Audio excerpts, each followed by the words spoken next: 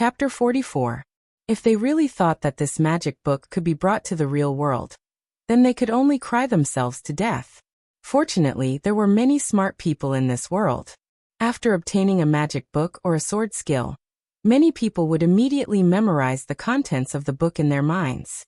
Only by memorizing things in one's mind was the safest. Although the girl who went up for the first time was stunned when she saw the magic book disappear, because she had already memorized it, she didn't care very much. After frowning, she moved to the other side and let the people who hadn't scored yet come up to score. The remaining freshmen went up one by one to be evaluated. Feng Wu's position was in the middle. This was also because she stood in a good position and didn't get squeezed to the back. Because Feng Wu handed in a magic sword, an intermediate magic sword score wouldn't be very high. Moreover, Feng Wu's strength was very good, so her overall score reached a high score of 85 points. This kind of score was already very good at the current stage, because until now there hadn't been a freshman who scored more than 90 points. In this position of 85 points, she was already in the top 10. Naturally, she attracted some people's attention. Of course, this was only the first half of the people who were evaluated. Among the people who were waiting for their scores, it was very likely that there would be heaven treasures who scored more than 90 points. There was no doubt about this. After Feng Wu finished evaluating the score, she stood to the side and watched the people behind her go up one by one to wait for their scores on the ranking board. After Feng Wu, many people passed by before it was finally Irene's turn. As a transmigrator, her luck might not be as good as the female lead of this world, Zicheng, but it was definitely not bad. Because she found an advanced magic book, Irene's score was as high as 95 points, which was the highest score so far. Even the three teachers looked at her with a lot of kindness. Because Irene got the highest score so far, naturally many people looked at her with envy and jealousy. Irene just pretended not to see it. She knew that her score couldn't be the highest. The female lead, Zicheng, was someone who obtained a holy level magic book. Perhaps the female lead was always the last to appear, so the female lead Zicheng and the supporting female lead Eve were naturally the last to appear. Eve happened to be standing in front of Zicheng. After the scoring, Eve's score reached 85, which was the same as Feng Wu's. Although this score was not bad, it was not outstanding after several heaven treasures who scored more than 90 points. Eve didn't say anything.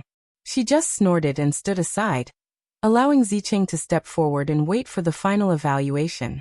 When Zicheng placed the saint-level magic book on the table, even the three teachers were shocked.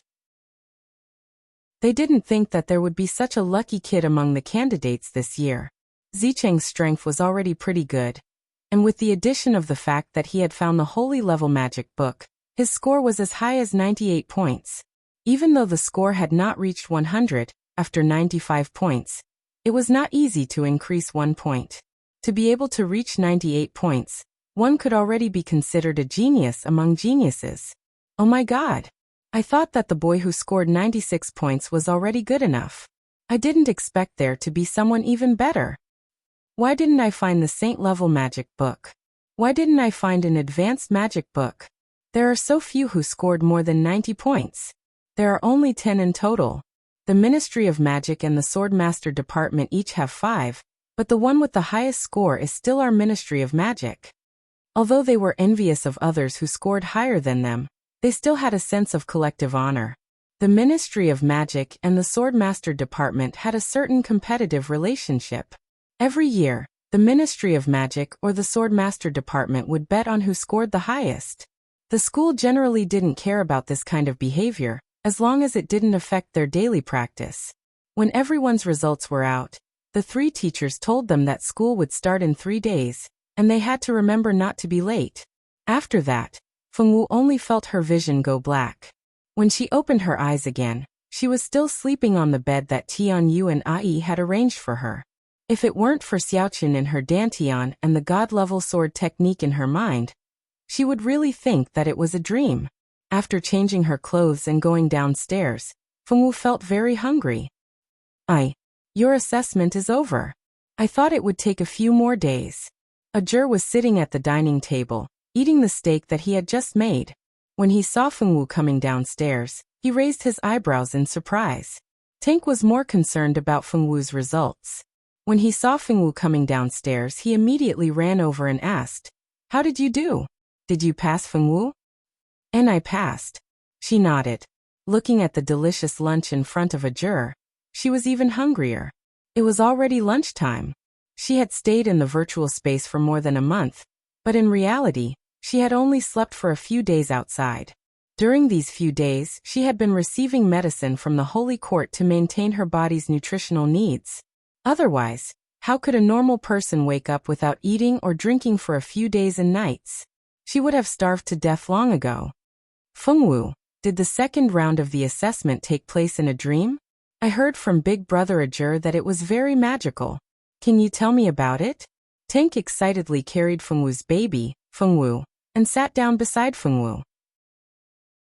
At this time, Fengye also saw his little mother that he hadn't seen for a few days. He babbled and asked for a hug. Fengye wasn't happy that he hadn't seen his little mother for a few days. Fengwu carried Fengye over and kissed his tender little face. His white hair made him look like an old man, but he looked very cute on Fengye. "Save it. Don't you know that the contents of the second and third round of the entrance exam of the Notre Dame du Starlight are confidential? If Fengwu tells you, she will be blacklisted by the Holy Court." Ajur picked up a glass of milk and took a big gulp. Tank's excited little face fell. Although he was really curious about the entrance exam of the Notre Dame du Starlight, he couldn't harm his good friend. Although Fengwu was a little stupid, she was a good person. What a pity. He sighed in disappointment and didn't continue to pester him. "Auntie knows that you will wake up today. She said that she will prepare a big meal for you. There will be good food to eat tonight." Tank's eyes lit up when he thought of the delicious food. Fengwu was the same. She had been eating buns in the virtual world for a month. No matter how delicious the buns were, Fengwu still wanted to change her taste. If it wasn't for the fact that she didn't have enough money to spend in that space, Fengwu wouldn't have to buy buns every day. "Xiaowu, we will be in the same school in the future. You will also live on campus, right? It's best to buy some daily necessities in the next few days. Although the villa provided by the school is good, you still need to buy daily necessities. And the little guy in your arms, it's best to buy a magical beast that can take care of the child. A holy mother is good. Many nobles would choose a holy mother to protect and take care of their children. If they used a human nanny, they would be worried that the nanny was sent by the enemy." Chapter 45.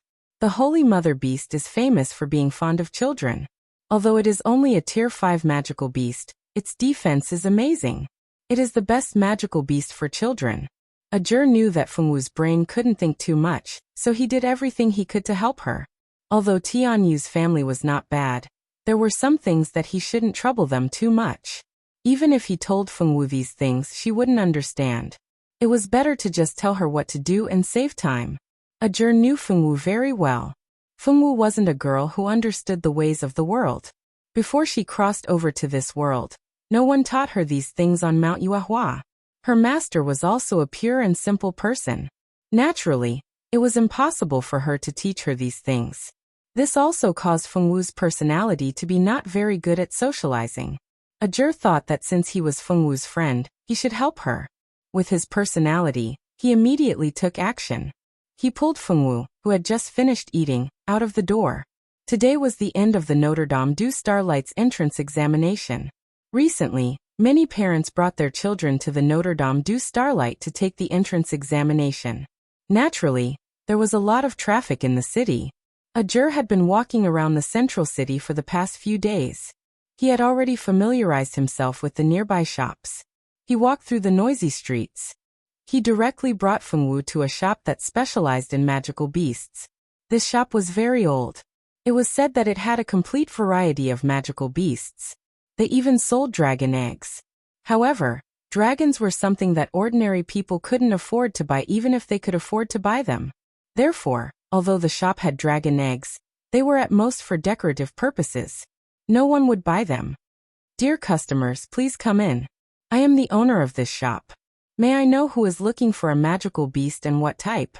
I can recommend it to you."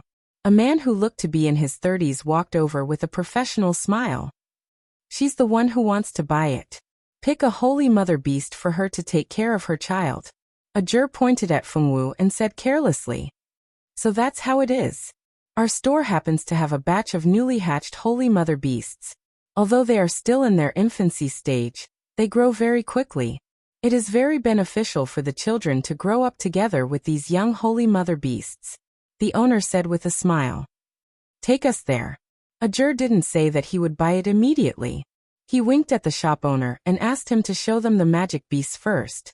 Although the holy mother beast was the best babysitting beast, the holy mother beast wasn't willing to take care of just any child. It also depended on the fate of the two parties. He asked the shop owner to take them to see the holy mother beast.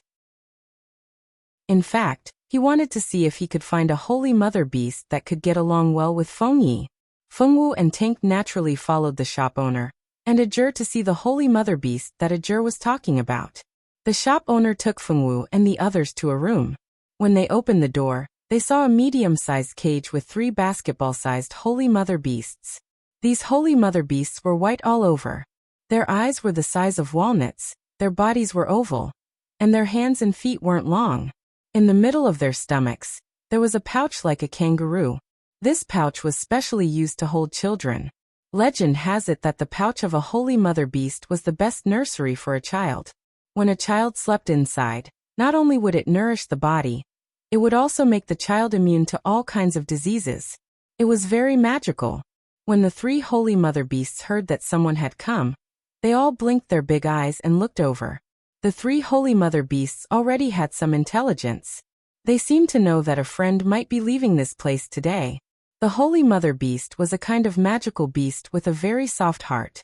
When they thought of leaving a friend, they naturally wouldn't be willing. But when Fengwu approached with Little Bun, one of the 3 holy mother beasts suddenly became very excited. She began to wave at Little Yi, who was in Fengwu's arms. Ajur raised an eyebrow at the sight of the holy mother beast. He pointed at it and said, "That's it. How much is it?" The holy mother beast's price is 50,000 gold coins. The shop owner smiled even more happily. After all, Ajur didn't look like he was lacking in money. Card. Ajur flipped his hand, and a black crystal card appeared in his hand. This time, the owner's smile became more respectful. Those who could take out a black crystal card weren't ordinary people. This young man in front of him must be a noble with power and influence. Ajur immediately took out 50,000 gold coins. Tank felt that his little heart was about to explode. 50,000 gold coins. It wasn't 5, it wasn't 5, it wasn't 5, it wasn't 5, it was 50,000 gold coins. Thinking that there was someone who could casually take out 50,000 gold coins, he felt that it was inconceivable. So expensive. Fengwu frowned. That's enough to buy a lot of food. I'm giving it to you. Don't think about returning it to me. We are friends. This young master doesn't lack this little bit of money. Okay. Fengwu nodded obediently.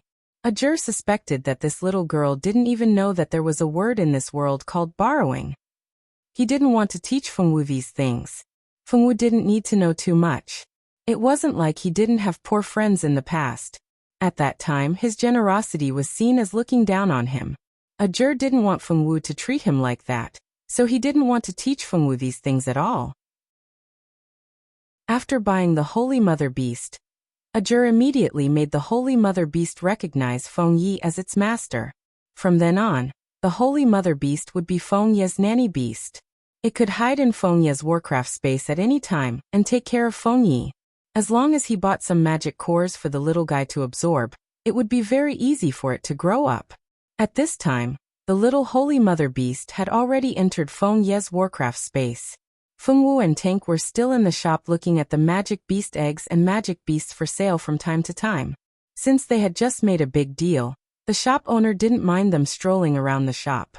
Most importantly, the person who paid the bill had a black crystal card. If he liked a magic beast in the shop, it couldn't be better. Because of this, he was very happy to let Fengwu and the others stay. Wow, Big Brother Ajur, look, there is a giant dragon for sale here. It's a dragon.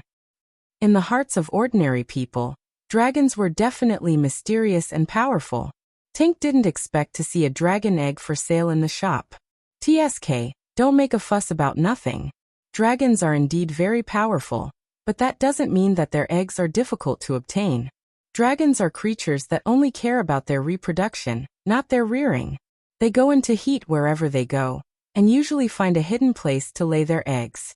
They don't care if they can hatch or not. Chapter 46. Due to the dragon clan's practice of not caring about raising the eggs, most of the dragon eggs would eventually become dead eggs. As for humans, if they found unhatched dragon eggs, they would also bring them back to the human world to sell. However, these dragon eggs were not easy to hatch. Many people who buy dragon eggs end up going bankrupt and never see the dragon hatch. Even if it hatches, ordinary people can't afford to raise it. A dragon's appetite is amazing. It's not easy to raise a dragon. Only those rich but ignorant fellows would want to buy some dragon eggs to hatch. Brother Ajur, is it really okay for you to say this in someone's shop? While Tank was disappointed in Longfang, he also noticed that the shop owner was about to lose his smile. The three of them finally left the magical beast shop under the shop owner's uncontrollable smile. It was not easy for the shop owner to do business. The dragon egg was originally placed there to deceive rich fools. Their behavior of exposing the truth of the dragon egg was naturally not welcomed by the shop owner. After leaving the magical beast shop, Ajur took Fengwu to buy some new daily necessities. He also bought some new clothes for Fengwu, Tank, and Little Bun. Ajur did not know what was going on, but he had a strong desire to spend money today. After buying everything they needed, Fengwu and the others returned to Tianyu's house. At night, Tianyu prepared a big meal to celebrate Fengwu's passing of the Notre Dame du Starlight entrance exam. 3 days passed in a flash. Soon, it was the day of admission. He put Little Bun into the space ring and took him to go through the admission procedures. Because the Notre Dame du Starlight would arrange a dormitory for every student. Regardless of whether you lived there or not, there were many people living in the school. Only some children whose families were in the central city did not live in the school. Freshmen of the Mage Department report here. Swordsman Department this way. Pharmacist Department look here. Don't go the wrong way. Music Department report here. Alchemy Department come over here and report in quickly. Inside the campus, many senior students were holding up signs and shouting. The front gate of Notre Dame du Starlight was as lively as a market. Fengwu and Ajur were not from the same department. Ajur was from the Mage Department while Fengwu was from the Swordmaster Department. The two of them had to queue up separately after entering the school. The Swordmaster Department and the Law Department were the two departments with the largest number of students in the entire academy. Of course, there would be more than 1 or 2 seniors and teachers handling the registration procedures. There were 5 or 6 tables, and there was a long line in front of each table. Fengwu obediently chose a line and lined up. What's his name? Xiongyi. Give me your hand. A fat hand was placed on a crystal board, following which, the crystal board displayed the words identity confirmed. Below it was Xiongwan's results, class and dormitory. Very quickly, one person finished the registration procedures, and then the next. When it was Fengwu's turn, she pressed her hand on the crystal board, and all the information was displayed. After receiving the dormitory key and uniform, as well as the emblem of the Holy Court, her registration procedures were completed. Fengwu placed the uniform and other things into her space ring. Then, she followed the directions given by the senior at the registration area to find the dormitory she would be living in for the next few years. The conditions of the Notre Dame du Starlight dormitory were very good. Every 4 students were arranged in a row to live in a small villa. The living facilities in the villa were complete, and the house was exquisitely decorated. After all, those who were able to study at the Notre Dame du Starlight were all geniuses. In terms of living conditions, they naturally had to provide better living conditions. Every villa had a number. Fengwu's dormitory was number 302. She took the key, opened the door and directly entered the house. The house was very quiet. It seemed that the other students had not arrived yet. Fengwu blinked and directly went up to the second floor. There were 4 rooms on the second floor. There was a nameplate on the door of each room. It seemed that the rooms had already been allocated. Naturally, She had already received the room key at the registration area. Using the key to open the door to her room, Fengwu entered the room. The room was very big, and there was a large balcony. There was also a separate bathroom and a walk-in room. Fengwu took out some clothes from the space ring and hung them in the walk-in room. She also hung the school uniform in the walk-in room. She also hung the new quilt that she had bought and placed the crib in the room. This crib was newly bought by Fengwu 2 days ago. Because the school could not prepare a crib for Fengwu, Ajur dragged Fengwu out to buy a beautiful one. The crib that Ajur bought had insect repellent and some defensive properties. The price of the crib was not cheap. Fengwu had no objection to Ajur spending money to buy things for her. Although Tank felt that it was not good to let Ajur spend money, Fengwu did not understand why. This girl really did not know the ways of the world.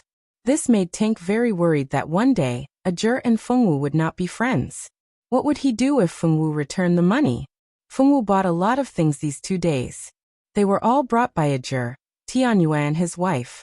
Fengwu did not know much about what to buy. Fortunately, she still had the ability to take care of herself. Otherwise, who would be assured to let her live outside alone? In fact, Fengwu was not as naive as they thought. Before transmigrating, although it was Fengwu's master who brought her down the mountain to buy things, when they were on the mountain, other than cooking, Fengwu also did a lot of other things, including cleaning and washing. After tidying up her room, Fengwu released Little Bun from the interspatial ring. Fengwu's interspatial ring could store life, but Little Bun did not like to stay inside. Little Bun would be afraid in dark places. This time, because of the registration, Fengwu had to put Little Bun in the interspatial ring. Fortunately, the Holy Mother Beast that she bought 2 days ago had grown up. This Holy Mother Beast only needed enough magical beast cores for it to absorb. It grew very quickly. In just 2 days, the little Holy Mother Beast had grown several times. 3 days ago, it was only the size of a basketball. 3 days later, it was already as tall as Fengwu's waist. This Holy Mother Beast had already recognized Little Bun as its master. Little Bun was now under the care of the Holy Mother Beast. The little nanny Tank finally retired. Because she no longer had to take care of the child, Tank was so happy that she bought a big box of candies for Ajur to eat. Ajur ate 2 candies as a gesture, and then gave the whole box to Fengwu. Yeah. The baby was hungry. Little Bun's black grape-like eyes stared at the Holy Mother Beast that Fengwu named Little White. Because of the relationship, the Holy Mother Beast could easily know what Little Bun was thinking.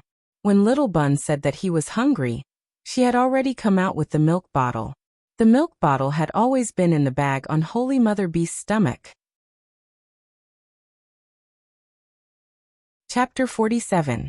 Other than being used to coax the baby to sleep, it was also a space pocket that could store many things.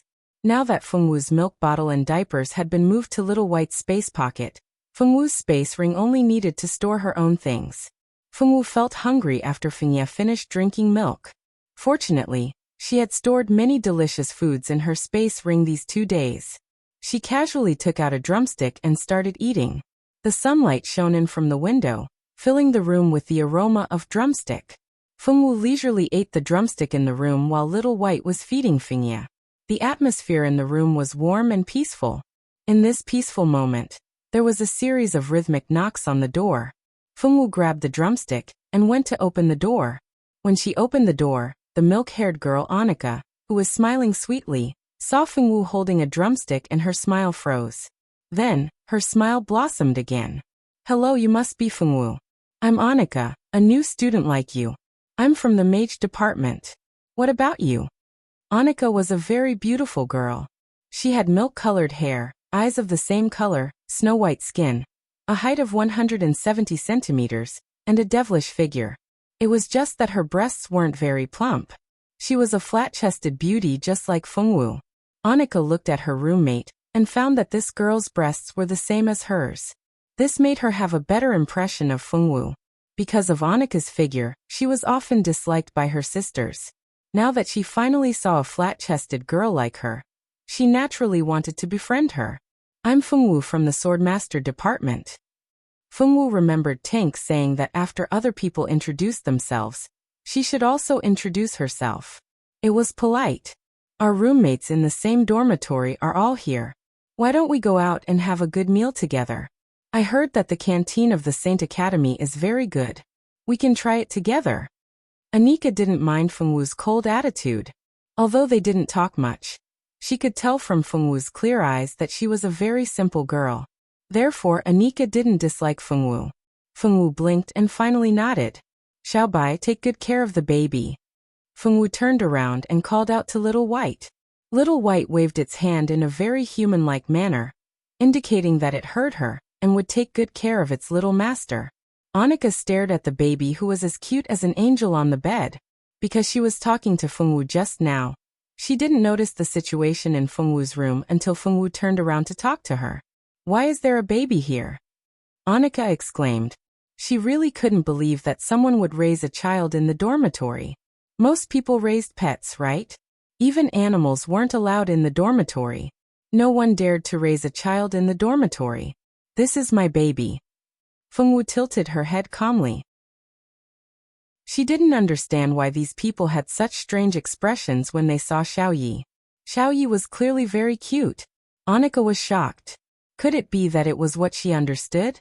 Or was there something wrong with her understanding? You adopted him? Yes, that must be it. Fengwu must have picked up a child out of kindness to raise. But reality told her that she was thinking too much. My baby. Fengwu bit her lip and said seriously, why are all these people saying that Xiaoyi isn't my baby? He is. So she gave birth to him? Anika felt that she was dreaming. This little girl who looked even younger than her had already given birth to a child, and was a mother. Only after Fengwu left the room and closed the door behind her did the dumbfounded Anika snap out of her daze. Anika was curious as to why Fengwu had a child at such a young age. Who was the father of the child?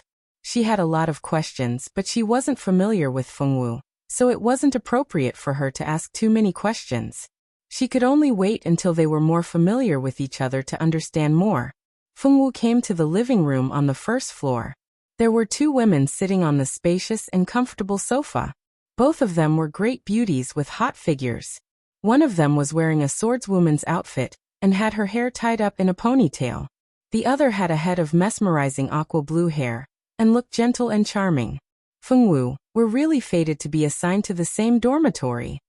Silda didn't expect to see Fengwu again.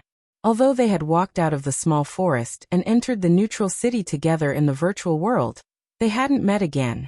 However, Fengwu's personality left a deep impression on Silda.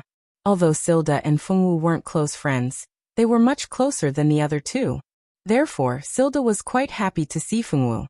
On the other hand, the blue-haired woman frowned slightly, but she didn't say anything. She seemed to be very calm. Silda, do you know Fengwu? Anika was still thinking about Fengwu's child. When she realized that Fengwu and Silda knew each other, she asked, we know each other. During the virtual world assessment, we formed a team and went to the neutral city together. I didn't expect to have Fengwu as my roommate, Silda said with a smile. You two are really fated. By the way, Rika, you don't know Fengwu yet, right? She's also from the swordsman department like Silda. She's our roommate. Anika winked playfully. Rika smiled gently. Hello, Fengwu. Nice to meet you. Hello. Fengwu didn't smile. She pursed her lips and replied faintly. Rika wasn't happy with Anika's cold response. However, she didn't say anything. Perhaps it was her first day of registration, and she didn't want any rumors to spread. All right, since everyone knows each other, let's go eat. I'm hungry. Anika rubbed her stomach cutely as if her stomach was really growling. Silda patted her shoulder. All right, let's go. I've heard that the food in Notre Dame du Starlight's restaurant isn't bad, and the prices aren't expensive. You can try it later. The four girls locked the door and headed for the dining hall. Along the way, Anika spoke from time to time. Rika and Silda naturally chatted with her. Although they didn't ignore Fengwu, they also realized that Fengwu didn't like chatting that much. They didn't deliberately drag her into a conversation. Fengwu, of course, didn't care if anyone chatted with her.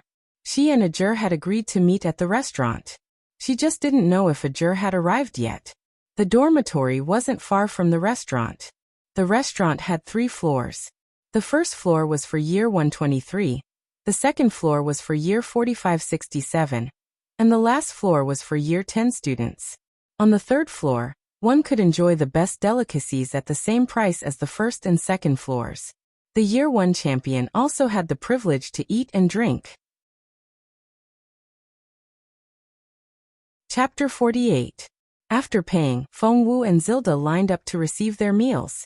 The meals in the cafeteria were also divided into 3 levels: A, B, C, and C. Meal A was naturally the best. There were meat, vegetables, soup, and fruits, and it was very sumptuous. However, one serving of meal A cost 2 silver coins. Although it was already very cheap for well-off families, it was too expensive for commoners to eat meal A at 2 silver coins. Meal B costs 1 silver coin. The amount and quality of the meat in meal B couldn't be compared to meal A. Although the quality was lower, there was still a lot to eat. There was also the most popular meal C, which cost 20 copper coins per serving. Compared to meal A and meal B, it was very cheap. Those who ordered meal C were those from poor families. Notre Dame du Starlight had always paid attention to the quality of its students. For those from poor families, they could receive a living allowance of 2 gold coins per month. Of course, if they didn't want to eat in the cafeteria, they could also buy their own food and cook in the dormitory. The school only provided lunch and dinner but not breakfast. If they wanted to eat breakfast, they could buy it at the school gate. Outside of Notre Dame du Starlight, there were many restaurants and breakfast restaurants. These people opened their shops here to do business with the students. The meals on the first and second floors were refreshed every day, but the set meals were the same for everyone. Only the third floor used the buffet model. Today was the first time that Dorm 302 had a meal together. Although they were eating in the student cafeteria, everyone still needed to have a serving of meal A. Of the 4 girls in the dormitory, only Feng Wu wasn't considered a noble. Originally, Feng Wu was also a noble, but because of the matter of her giving birth to a child out of wedlock, she had been driven out of her family. Now her name might not even be on the family tree. After the 4 of them lined up to receive their meals, they casually found an empty table and sat down. Right now, most of the people in the cafeteria were seniors. Feng Wu and the others hadn't changed into their school uniforms yet, so they were quite conspicuous on the first floor. Of course, there were many other freshmen who hadn't changed into their school uniforms yet. Although they were quite conspicuous without their uniforms, they didn't attract too much attention. Did you hear? Freshmen have to earn their own living expenses for a year. The school will only give us 2 gold coins per month. We also have to find jobs in the city, and then have the boss of the restaurant we work for give us a grade. If our grades are too low, we will have to continue working for the second year. I really don't understand why the Sacred Academy arranged this. We are here to study, not to find a job. Annika cut a small piece of steak. She felt terrible when she thought of the hard work for the next year. I heard about it too. I heard that it's a tradition. Every year's freshmen go through this. However, we don't have to work for a year. As long as we can earn a year's worth of living expenses, we don't have to work for the rest of the year. All we have to do is to attend classes.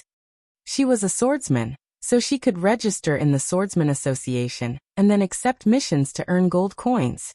Unlike mages whose strength was generally lower in the early stages, it would be more difficult for mages to earn money by themselves if they wanted to do so. It's just a year's worth of living expenses. We can earn it very quickly. Rika smiled nonchalantly. She didn't care about that year's worth of living expenses at all. The 3 girls couldn't be blamed for thinking that it was easy to earn money. They were all noble girls, and usually had a lot of pocket money. Usually they just needed to ask for it from their families.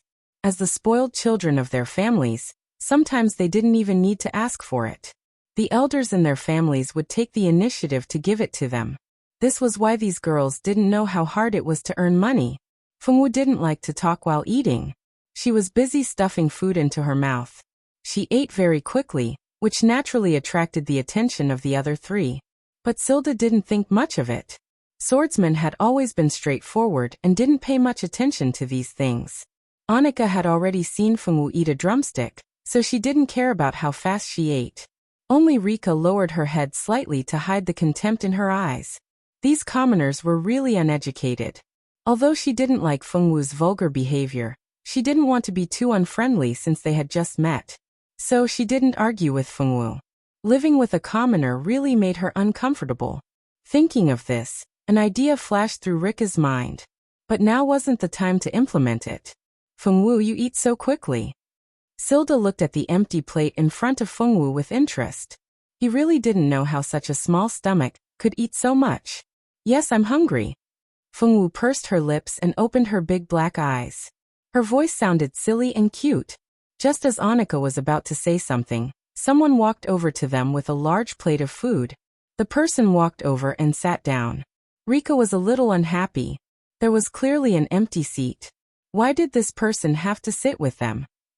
Although she wasn't too happy, Rika didn't choose to quarrel with the person who had just sat down in order to maintain her image. Being a magician was a noble and elegant profession. She couldn't let these rude and unmannered people take over. Xiaowu, I've been looking for you for a long time. You're too slow. Ajur didn't care if there was anyone nearby. He was only here to look for Fengwu. The others had nothing to do with him. Fengwu was in a good mood when she saw Ajur. Her big eyes narrowed happily, and the corner of her mouth turned up in a faint smile. There were 4 of them at the table. Annika and Rika sat together, while Silda and Fengwu sat together. Ajur naturally sat beside Fengwu since he was here to look for Fengwu. I didn't see you. A trace of grievance flashed through the girl's eyes. She looked like a cute little bunny. Ajur's hand itched to ruffle the girl's smooth black hair. It felt good to the touch, just like his cousin's silver Gila. He stroked it a few more times before stopping. This is the food I brought down from the 3rd floor. I'll give you half. You have such a big appetite. How can you be full in one meal? He generously gave half of his food to Fengwu. Although he didn't want to admit it, Fengwu really did have a big appetite. As a man, it wasn't good to be compared to a girl in terms of food. You can go up to the 3rd floor? Are you a senior in the upper grade? Annika had thought that this boy was also a freshman, and was Fengwu's friend. She didn't expect him to be able to go up to the 3rd floor. That meant that he couldn't be a freshman. He could only be in the top 10 of the 2nd to 7th grades. Because the top 10 of the 1st grade hadn't been determined yet, no 1st grade students would go up to the 3rd floor to eat. Chapter 49. Rika, who hadn't thought much of it at first, suddenly realized something when she heard the words 3rd floor. Her eyes, which were originally not intending to look at the 3rd floor, subtly moved over. Next to Fengwu sat a young man in a fiery red magician's robe. The young man's facial features were exquisite and beautiful. His fiery red short hair seemed to have a life of its own, and his red eyes seemed to contain a powerful life force. Anyone who looked at him would feel that he was extraordinary. Ajur didn't really want to talk to anyone other than Fengwu, but when he thought about how Fengwu would be living with these girls in the future, he decided to lower his status for once for Fengwu's sake and talk to these girls. Like you, I'm also a freshman, Ajur said with a raised eyebrow. Then how did you get up to the 3rd floor? Even Silda was curious. I defeated the 2nd year's first seat and proved my strength. From today onwards, I'm automatically the 1st year's first seat. Naturally, I can eat as much as I want on the 3rd floor. He nonchalantly picked up a large piece of barbecued meat. The food on the 3rd floor was indeed delicious. If it weren't for the fact that he wanted Fengwu to eat her fill, he wouldn't have bothered to fight for first seat. It was so troublesome. Wow. You're amazing. Annika and Silda cried out in surprise. Even Rika's eyes flashed with an unknown emotion. It's all right. Ajur had never known the meaning of modesty. He dared to accept anyone's praise. Oh right. You still don't know our names. We're Fengwu's roommates. This is Silda, this is Rika, and I'm Annika. What's your name? Annika was a talkative girl. She felt that Fengwu's friend was very interesting. I'm Ajur. Are you a magician or a swordsman? Silda asked. Of course it's the mage element. Ajur's expression changed as he thought of something. Thinking of the few guys who usually didn't get along with him, he didn't know if they were here yet. If it wasn't for the fact that he had to go to Notre Dame du Starlight to learn how to control his power, he didn't want to come here and have any interaction with those guys. You're a mage, so are Rika and I. Maybe we'll be in the same class. Annie was very happy to know such a strong person. She thought about how she would be able to tell the people next to her that she knew this New Year's teacher. She would be able to gain a lot of face then. You're right. We'll all be in the same faction in the future, so please take care of me. Rika smiled. And her smile was filled with the confidence of a noble girl. Ajur didn't have any feelings towards Fengwu's roommates. As long as they didn't harm Fengwu, everything else was fine. If we're really in the same class, I'll definitely take care of you. Who would want to be in the same class as you? From the moment he entered the school, he was destined to not be in the normal class. Those who could be in the same class as him were the top 30 freshmen. Fengwu's 2 roommates were obviously not in this list. Ajur had never liked women. Although he was a little more amiable to these girls for Fengwu's sake, it couldn't hide the fact that he didn't like women. If he were to be in the same class as them, he would be annoyed to death. Fengwu didn't say anything. She was eating the food Ajur gave her. The food on the 3rd floor tasted much better than the 1st floor. Moreover, it was rich in mana. Fengwu was very satisfied with the food on the 3rd floor. After eating, Ajur didn't stay with Fengwu. After bidding farewell to Fengwu, he returned to his dorm alone. Fengwu and the others naturally returned to room 302 together. After a morning of registration, there was a welcoming party in the afternoon. It was an event organized by the school to welcome the freshmen. The welcoming party didn't have any meaning. It was mainly a speech by the school's leaders. Then the senior representative would come out to welcome the juniors. Then the freshman representative would give a speech. This freshman representative, needless to say, was definitely Zicheng, who got the holy magic book and entered the school first. After attending the welcoming party, Fengwu's new life could be considered to have begun. She kissed her baby and fell asleep sweetly. Classes would start tomorrow. The night passed. Facing the morning sun, Fengwu woke up to little Baozi crying. Not long after little Baozi started crying, he was held in Little White's arms. Little White skillfully changed little Baozi's diaper and then fed him milk. Little White always seemed to have an inexhaustible supply of spiritual milk. Little Baozi liked to drink it very much. Because little Baozi found his favorite source of milk, Fengwu finally didn't have to feed little Baozi milk anymore. After getting up and washing up, she changed into the school uniform. She combed her hair and let it down to her waist. Then she put on a beautiful pink crystal hair clip. A cute little black-haired loli appeared in the mirror. Finally, she put on the school emblem and finally took care of herself. The school didn't provide breakfast, so Little White had already made a delicious breakfast in the kitchen before Fengwu woke up. There was meat porridge, omelets, fried noodles, and youtiao. There was also spiritual milk that she didn't know where it came from. She didn't know if it was the same as what little Baozi drank. Fengwu tidied herself up and made the bed. Then, she brought Little White and little Baozi downstairs to eat breakfast. There was no one downstairs, probably because no one had woken up yet. Fengwu had a habit of waking up early when she was at Mount Yuehua. In addition, little Baozi needed to drink milk every morning, so he would naturally wake up when it was time. After going downstairs, she casually pulled out a chair and sat at the dining table. Little White diligently helped Fengwu fill a big bowl with porridge. Then he carried little Baozi and sat on the sofa to play with him. Fengwu was very satisfied with Little White. Not only did he know how to take care of children, he also knew how to cook. He was as good as Auntie Lien. Because of Little White's ability, Fengwu liked Little White more and more. Waking up so early in the morning, I feel like I didn't sleep for long. She yawned and casually went downstairs with a long sword. She was wearing the same school uniform as Fengwu. Her hair was tied up in a ponytail, and she looked like she just woke up. Wow, it smells so good. Did someone wake up to make breakfast? Anika had also just woken up, but she looked much more energetic than Silda. Her hair was tied up in a long braid and draped over her back. The last one to come out of the room was Rika. Because everyone had classes around the same time. Other than Fengwu, who had a habit of waking up early, everyone else woke up around the same time. Fengwu, did you make this? Rika didn't find it strange. In her eyes, commoners all had these skills. If she could make breakfast in the future, It wouldn't be unacceptable for her to stay in this dormitory.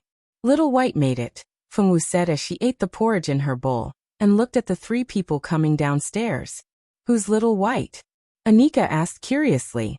She didn't remember anyone called Little White living here. Chapter 50. That's Little White. She pointed and Little White, who was playing with Little Bun, appeared in front of everyone. Can anyone tell me why there's a child in our dormitory? Why is there a holy mother beast here? Silda felt that he might not have woken up yet. Otherwise, why would he have such a strange dream? He actually saw a holy mother beast and a baby in the dormitory. That baby seems to be Fengwu's child. The mother beast is taking care of the child, Anika said weakly. She still couldn't believe that the child was really Fengwu's child. Fengwu, is what Anika said true? You don't have any self-respect. You even have a child at such a young age. Rika didn't like commoners to begin with. Furthermore, she found out that Fengwu had a child at such a young age, so she didn't want to maintain her image anymore. She felt uncomfortable when she thought about how she would have to live with a woman who had a child and had a messy private life in the future. Fengwu wasn't a child who was good with words. When she was attacked by Rika, she only bit her lips and didn't say anything. Rika, you don't know anything. Don't you think it's too much to talk about Fengwu like that? Silda, who had teamed up with Fengwu before, was on Fengwu's side at this moment. Rika didn't say anything else, but her expression didn't look too good. Fengwu didn't know why Rika was so angry. She didn't understand what Rika was angry about. Fengwu wasn't the kind of person who wanted to understand things that she didn't understand. Since she couldn't figure it out, she stopped thinking about it and ate her breakfast in silence. Fengwu's breakfast was naturally prepared according to Fengwu's appetite. She didn't prepare a portion for the other three people in the dormitory. After all, Fengwu was his master's mother. Little White felt that his little master loved his little mother a lot. Little White thought that it was fine for him to take care of her, but he didn't want to take care of others. Let's go out for breakfast. I'm so hungry. Let's go. Annika had wanted to ask if Fengwu had any extra breakfast so that she could have some as well, but seeing Rika's attitude, she naturally didn't say anything. After Rika left, Silda pursed his lips. Fengwu, why didn't you reply to Rika just now? She's so mean you can't bear it. This Notre Dame du Starlight is not a paradise without disputes. You have to learn to protect yourself. Silda didn't want Fengwu to get hurt. Although she had only teamed up with Fengwu for a few days, she had a deep impression of the girl's naivety. Okay, got it. Fengwu could feel Silda's kindness. She nodded and continued eating. Silda sighed, told her not to be late, and went out to buy breakfast. Fengwu was the only one left in the dorm to eat breakfast in silence. Fengwu didn't really care about eating alone. For a foodie like her, it was fine as long as there was something to eat. Although Fengwu was naive, it didn't mean that she couldn't feel the malice of others. That Rika didn't like her. Fengwu didn't know why Rika hated her, but she didn't care. After breakfast, Fengwu asked Little White to take care of Little Bun, and went to class. Fengwu was a freshman in the swordsmanship department. The department and the mage department didn't teach in the same area. After asking a few seniors who were passing by, she finally found the place where the first-year classes were held. After entering the classroom, Fengwu casually found a seat and sat down. Swordsmen were used to holding their weapons, but Fengwu was empty-handed. She didn't look like a swordsmanship student at all. If she wasn't wearing the swordsmanship department's uniform, people would have thought that she was a mage. Fengwu was holding nothing in her hands. She was petite and cute, so she immediately attracted the attention of many boys. Some of them even whistled at her. Fengwu sat down without a change in her expression. Then, she stared at the blackboard without moving. Originally, there were some boys who were secretly looking at her. However, after sitting down for a few minutes, the girl didn't move at all except blinking her eyes a few times. This was too strange. What was there to look at on the blackboard? Most of the girls in the swordsmanship department were straightforward. Very few delicate girls would enter the swordsmanship department. Those delicate girls who couldn't enter the mage department would definitely choose to enter the medicine department or the apothecary department. Of course, there were more students in the medicine department than the apothecary department. After all, the apothecary department was a department that burned money. Ordinary poor people couldn't afford to study there, unless they were heaven-defying and the school subsidized their tuition fees. It was rare to see a girl as cute and delicate as Feng Wu in the same class. Most girls' personalities were similar to men's. Therefore, it was difficult for a girl like Feng Wu, who was as cute as a little doll, not to attract attention. Feng Wu turned a blind eye to the gazes around her. She kept staring at the blackboard. No one knew what she was thinking. It wasn't until Silda finished his breakfast and entered the classroom that he saw his classmates. Although he didn't know them, he still greeted them generously. Silda also found two acquaintances in the class, Hans and Bernard. Both of them had teamed up with Feng Wu during the final assessment. They had also noticed Feng Wu earlier. However, since Feng Wu had been staring at the blackboard, they didn't want to disturb her. What if she was thinking about something important? It wouldn't be good to disturb her. Now that they saw Silda, Bernard and Hans naturally went forward to greet him. They would be classmates in the future, so naturally, they had to build a good relationship with him. Wow, I didn't expect to see you guys again. It's really not easy to have 3 acquaintances in our class. Even Silda couldn't believe his eyes. Their temporary party actually had 3 classmates. Just what kind of luck did they have? Not 3-4. Hans pointed at Feng Wu, who was still staring at the blackboard. Feng Wu's 2 ears didn't pay attention to the outside world, and only stared at the blackboard. The corner of Silda's mouth twitched. What's wrong with her? Could she be bullied? How could she be bullied? When he remembered that Feng Wu was his roommate in the same dorm, he naturally had to help her. Don't worry. We don't know what's wrong with Feng Wu. She has been staring at the blackboard in a daze since she entered the classroom. Bernard shrugged innocently. That scared me. I thought someone was bullying Feng Wu. Silda was relieved when he heard that she wasn't being bullied. Then he thought of something and said, "Let me tell you something. Feng Wu and I are now in the same dorm. If anyone bullies Feng Wu in the future, tell me. I'll protect her." Silda waved the sword in his hand and patted his chest in disbelief. Hans and Bernard didn't expect Silda and Feng Wu to be so fated to be assigned to the same dorm. There were many people talking in the noisy classroom, so no one noticed what Silda and the other 2 were talking about.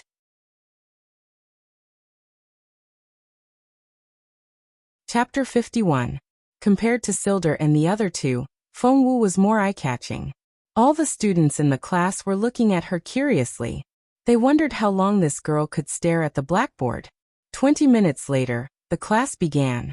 A serious-looking male teacher in a black swordsman uniform walked into the classroom. Feng Wu and the others were no strangers to this person. He was the examiner of the last exam, but they didn't know his name. The moment the teacher walked in, all the students stopped talking and looked at the teacher in front of them energetically. "Welcome to Notre Dame du Starlight. I'm your homeroom teacher, James." James was obviously not a talkative person. After greeting the class, he appointed Baird as the class monitor and a female swordsman as the vice class monitor. Finally, he handed out the textbooks. "Remember to bring the textbooks back to your dorms. Don't leave them in the classroom." James' voice was stern and cold. It was enough to make people respect him. No one dared to mess around during his class. What I'm going to say next is very important. Listen carefully. It will affect when you will officially start your classes in the future. I believe many of you have heard that in order to give the new students a chance to gain experience, all of you have to find a job in the central city and earn a year's worth of living expenses. How much do you want to earn this year? Fill in a form and send it to me later. However, I want to remind you that the person who earns the most will receive a special prize. When you fill in the form, remember to fill in the form according to your ability. If you can't earn the money you promised, you will have to keep doing this job. You will only be qualified to enter the next school when you finish this job. Remember, during this period of earning money, you are not allowed to wear your spatial equipment or crystal cards. Your family and friends will not be willing to help you. I want to remind you that in the central city, No one will be able to detect any dirty tricks. If you are caught cheating, it won't be as simple as repeating a year. I believe you don't want to know what will happen to you.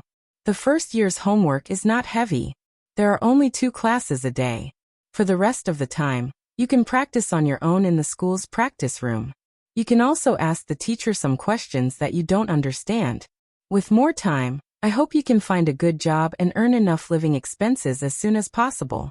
I believe that you will be able to live a much better life. A year's worth of living expenses. Some of the students who were mentally prepared didn't feel much, but the students who heard it for the first time felt uncomfortable. The commoners did not think much of it. After all, they had to help out at home. At worst, they could just find a job on the streets. However, the children of noble families were not so lucky. Since young, other than practicing their swordsmanship, the rest of the chores were done by the servants. It seemed a little difficult for them to earn money by themselves. For a moment, the entire class was filled with complaints. Feng Wu blinked. Looking for a job? After class, all the students began to walk out. They were not going out to have fun. They were going out to look for jobs. Because she was required by the school to find a job to earn money, Feng Wu also followed the group out while thinking about what to do. Most of the new students were very uneasy. Looking for a job? What kind of job should they do? They couldn't work in their own family's business, and they couldn't ask their family and friends for help. They could only rely on their own efforts to find a job. How could those spoiled young ladies stand this? A large group of people walked out of the Notre Dame du Starlight's entrance. Many of the merchants were already used to this and knew what these children wanted to do. However, there were a few small shops that wanted to find 2 workers. There were also some commoner children who went to apply. The noble boys and girls were very reserved and somewhat helpless. They didn't know what they could do. Later, these students weren't really that stupid.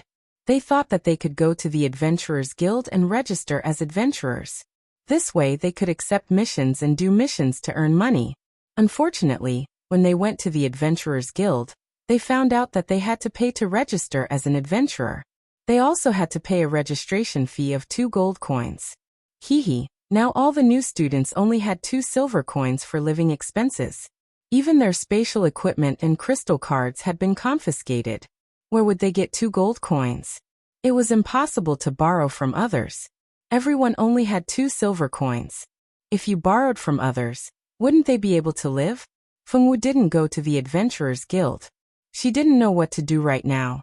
Fortunately, not long after she left, a Jur found her.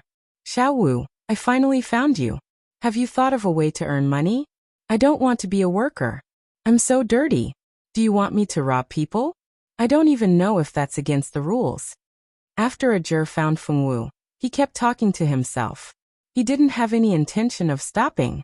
Even if Feng Wu didn't reply from beginning to end, he was still able to talk energetically. The 2 of them passed by a jewelry shop. There was a good show going on in the shop. Darling, can you sell me this ring? A blonde girl with a hot body swayed her slender waist like a water snake and rubbed herself against a fat man who looked like he was rich. Beside the 2 of them was a red-haired girl. The red-haired girl was also followed by a man. This man looked a little old. The 2 women seemed to know each other. They were desperately trying to steal the other party's things. When the 2 pairs of men and women finally left, the boss was overjoyed. He had made a lot of money today. When a Jur saw this scene, his eyes lit up. He seemed to have a wonderful idea. Xiao Wu, wait here obediently. I have a good way to earn money. After confirming that Feng Wu wouldn't run around, a Jur entered the jewelry shop. No one knew what he said to the boss. In the end, the boss sent him out with a smile. After leaving the jewelry shop, they went to several shops that sold clothes and magic equipment. When he felt that it was enough, he took Feng Wu to eat. After running around, he used the time to eat to tell Feng Wu his plan. He had never planned to do it alone. Now that he had found a good way to make money, he naturally wanted to take Feng Wu with him. After eating 3 big bowls of noodles, Feng Wu nodded her little head and agreed to join. For Feng Wu, as long as she didn't do bad things like murder and arson like her master said, other things were nothing. After eating, the 2 of them found a cheap inn to rest for the night. Early the next morning, They began to look for their own targets. When the two of them went out, they naturally changed their clothes of the Sacred Institute. If people knew that they were students of the Sacred Institute, they might guess something. That wouldn't be good.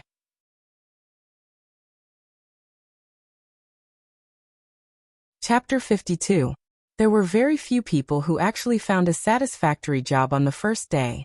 There were also some who didn't even think about looking for a job, and instead racked their brains to find a way out. The Notre Dame du Starlight was filled with talented students. Although most of them were shut-ins, there were quite a few who had brains. Thus, many of them were very confident in this money-making mission. For the sake of fairness, the school had decided to stop giving out student subsidies. This would bring more pressure to the new students. After class the next day, Fengwu returned to the dormitory and played with Little Bun for a while. At this time, only Rika and Anika were in the dormitory. As for Zilda, it was said that he had found a good job and would officially start work today. Xiaowu, did you find a job? Anika happily greeted Fengwu when she saw her carrying Little Bun down the stairs. Rika, on the other hand, acted as if she didn't see Fengwu and looked away. No. Fengwu shook her head. I see. I heard that there's a shop at the end of the street that specializes in helping people find jobs. If you want to find a job, you can try it out. Many of the students in our class have registered there. However, you have to pay 500 copper coins to register and find a job. Anika said enthusiastically. Fengwu nodded, indicating that she understood. Although Anika felt that Fengwu's quiet personality was a little awkward, it wasn't unacceptable. After all, everyone's personality was different. You couldn't expect everyone to be enthusiastic and cheerful. Anika chatted with Fengwu for a while before leaving with Rika. The two of them were mage students and happened to be in the same class. Naturally, their relationship was better. Fengwu stayed in the dormitory and ate lunch made by Little White. There were fried meatballs, barbecued meat, and lettuce salad. Fengwu finished everything in one go before leaving the dormitory. Today, she had an appointment with Ajur to make money together. Fengwu didn't have any objections to Ajur's method of making money. She just needed to obediently cooperate. Little Bun was once again left in Little White's care, while Fengwu went out to meet up with Ajur. Their money-making plan was also put on the agenda.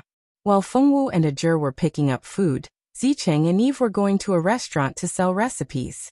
Young lady, our boss likes these dishes very much and plans to buy them all. What are you going to do?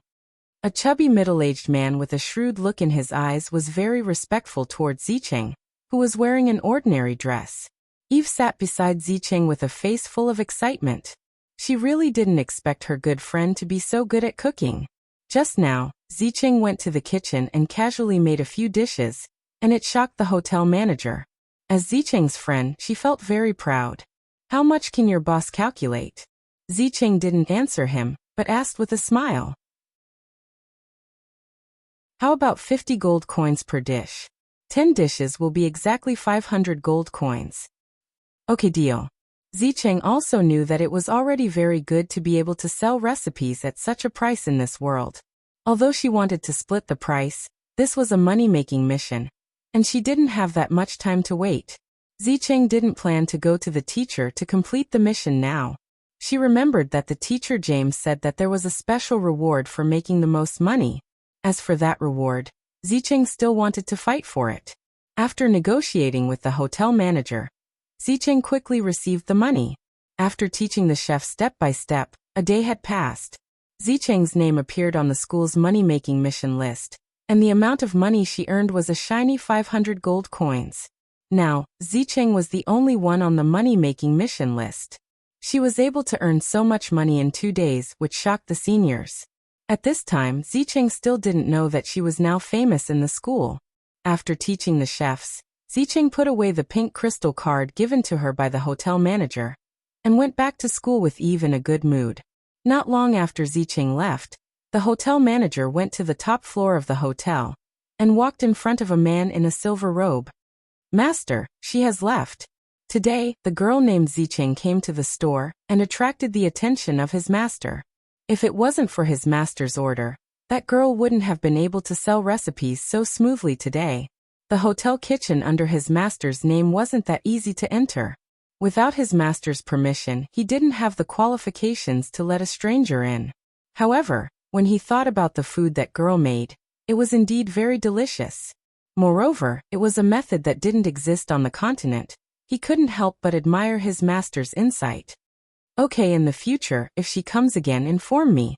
After the silver-robed man finished speaking, he picked up a book and started reading, no longer paying attention to the manager. The manager didn't dare to have any objections, so he bowed his head and left the room. After leaving the room on the top floor, the manager wiped the sweat off his forehead. His master's aura was getting stronger and stronger. Zicheng earned a lot today, and Fengwu and Ajur didn't idle around either. The two of them didn't look for a job, but were looking for targets. These targets had to be prideful, impulsive, and stupid with a lot of money. Of course, there were many people in the central city who met these conditions. Most of the rich and noble had the common problem of prideful people. Today, Fengwu and Ajur found a few targets that they wanted to target. The two of them had been investigating the habits of their targets, which gold shop they liked to visit, and who their sweetheart was. Just this investigation alone took them a lot of time. Fortunately, Fengwu wasn't a person who liked to complain. She did the work that Ajur asked her to do, even if it was just stalking. Fengwu and the two of them didn't earn a single cent today, but the two of them learned their lesson and didn't stay in the small hotels outside. Although the small hotels were cheap, a night's stay still cost 20 copper coins, and meals were extra. After staying there once, Ajur and Fengwu didn't plan to patronize the hotels again. After a day of stalking, the two of them left the city and entered the forest outside the city. They directly caught some beasts with good meat, and picked some wild vegetables. Of course, these wild vegetables were picked by Fengwu. Although this girl knew how to cook dark cuisine, she was very clear about which wild vegetables could be eaten and which couldn't be eaten. Even if she didn't know, those plants that had developed slight intelligence would tell her which ones could be eaten, and let her pick them. With Fengwu's help, the two of them picked a lot of edible wild vegetables. Although their space rings were confiscated, they could only buy 2 baskets to carry the wild vegetables. Although they weren't used to it at first, they got used to it after a while.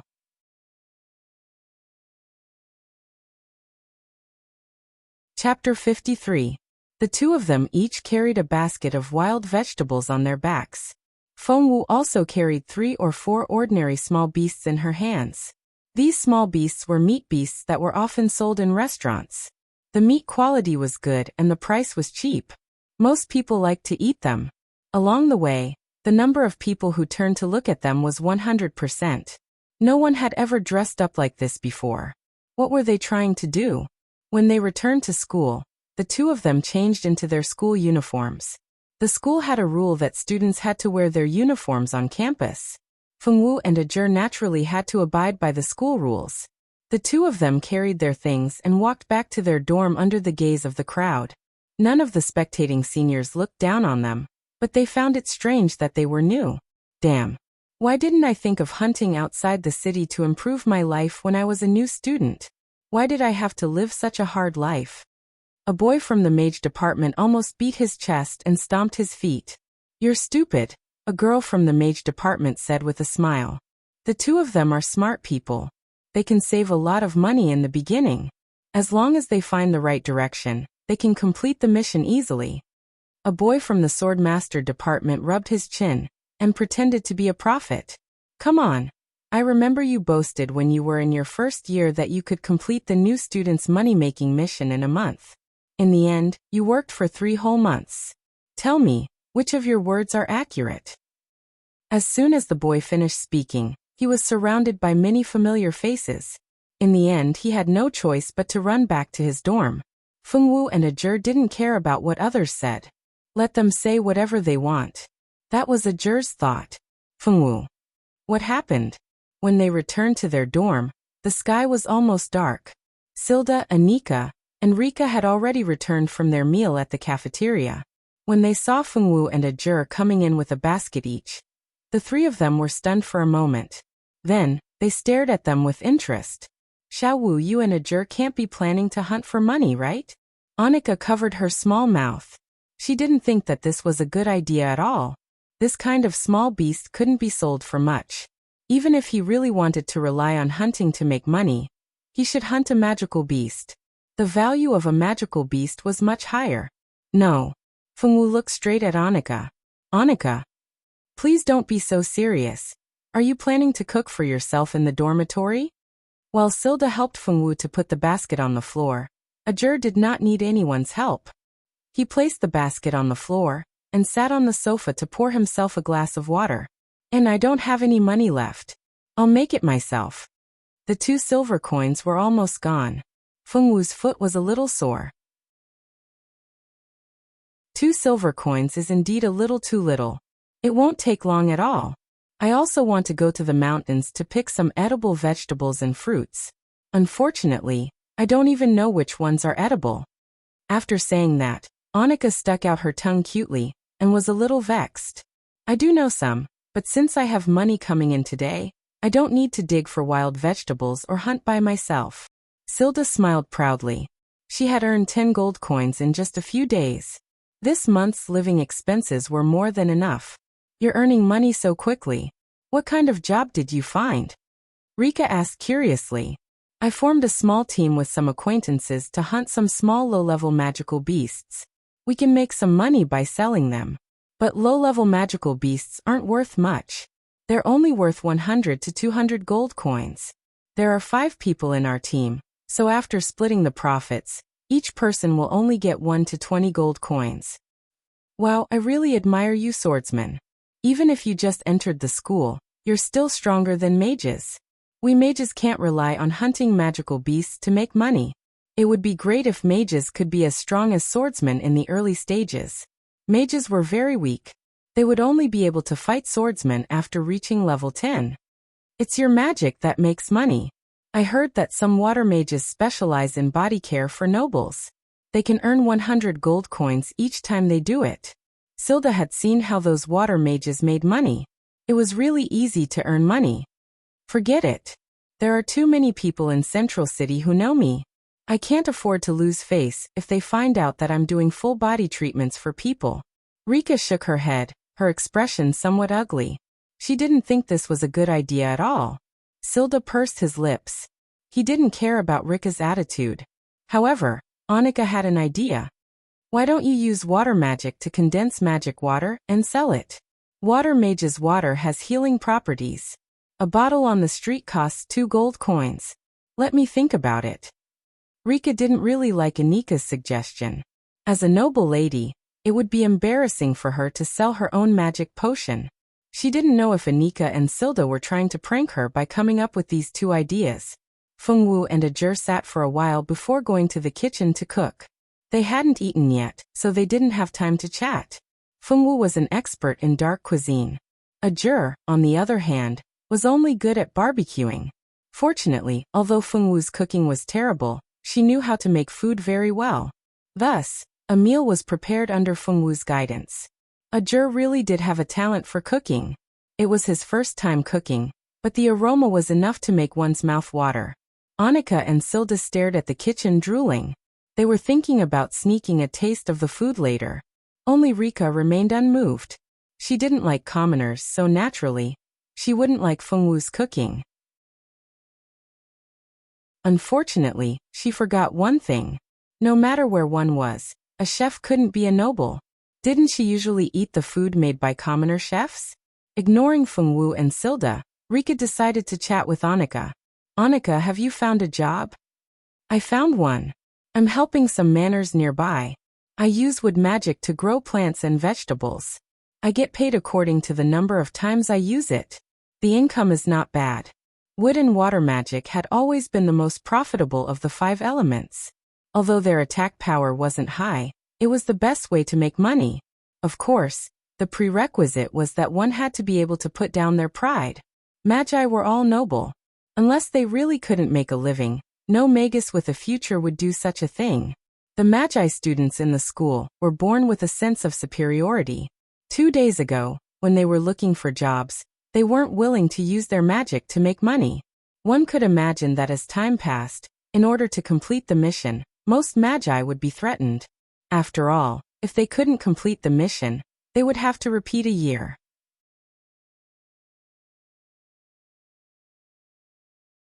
Chapter 54. Ajur had never thought of swindling girls to make money. It was better to make money once in a while.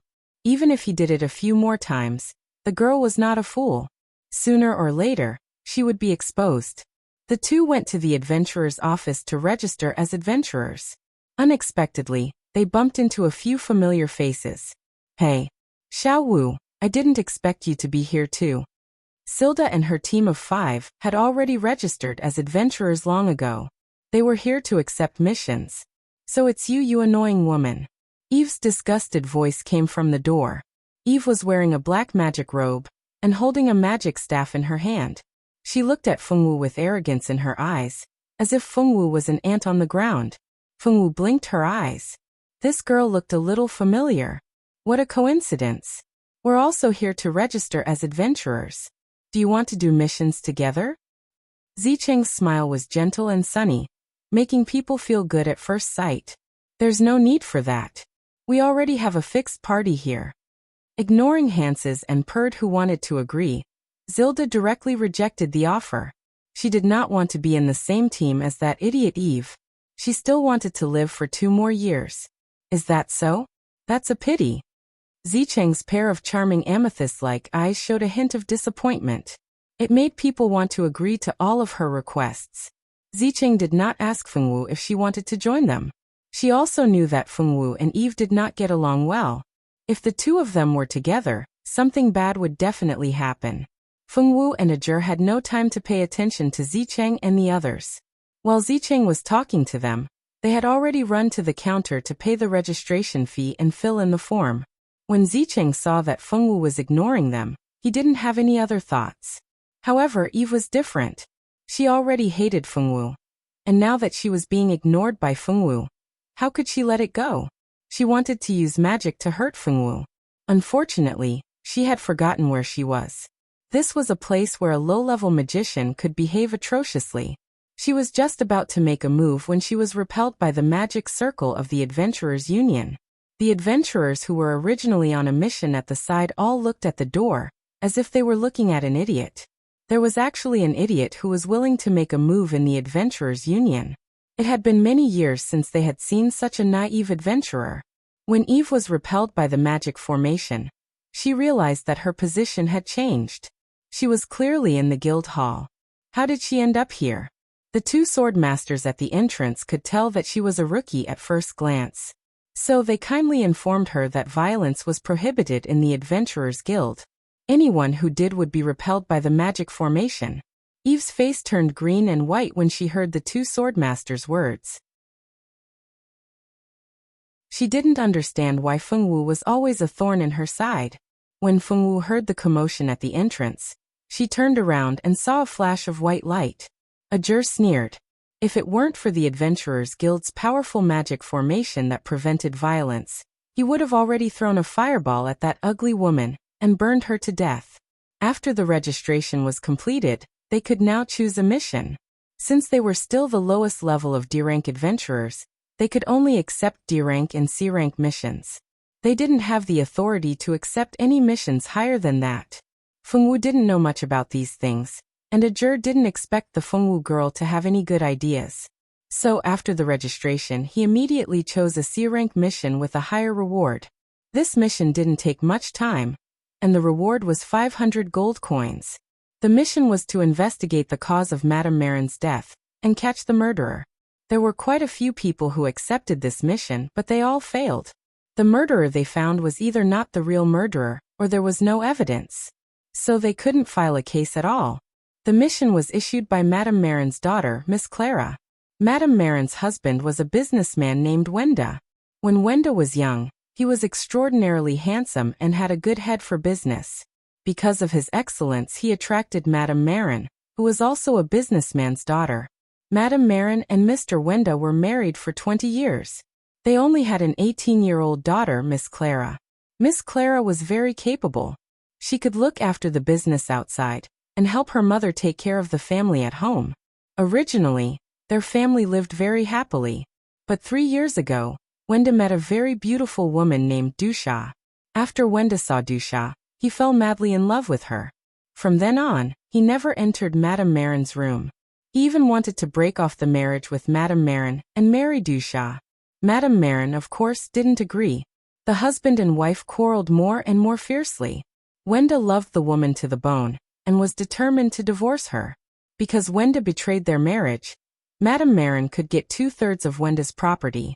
This made Wenda very unwilling, but there was nothing he could do. The night before the divorce, Madame Marin died in the villa her parents left for her. There were only her and her daughter Clara in the villa. There were no servants. Madame Marin's sudden death, and the murderer was a mystery. Clara suspected that her father and Dusha had conspired to murder her mother, but there was no evidence to prove it. The investigators sent by the Star Hall found that the murder weapon was found in the room of Mrs. Marlene's daughter, Clara. The case took a turn for the worse. Clara was arrested as a suspect, and her father was accusing his daughter of murdering his wife. This case happened a few months ago. It didn't happen in the central city, but in a city not far from it. Clara refused to confess in prison. She asked her childhood friend to issue a mission in the Adventurers Guild in her name. She hoped to find the real murderer of her mother, and let the murderer get what he deserved.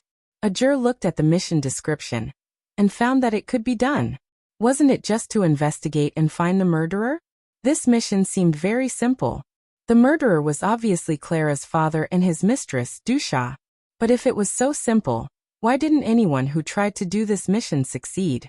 It could be seen that this mission wasn't simple. A juror was never afraid of difficult missions. The harder it was, the more challenging it was. Are you sure you want to take this sea-level mission? The receptionist asked with uncertainty. That's it. Hurry up and register us. A juror shouted impatiently. He didn't have much patience. Originally, the receptionist wanted to persuade the two newbies. This mission had been taken by many experienced mercenaries, but they all failed. There wasn't much time left before the trial. If no one succeeded in this mission, it would be over.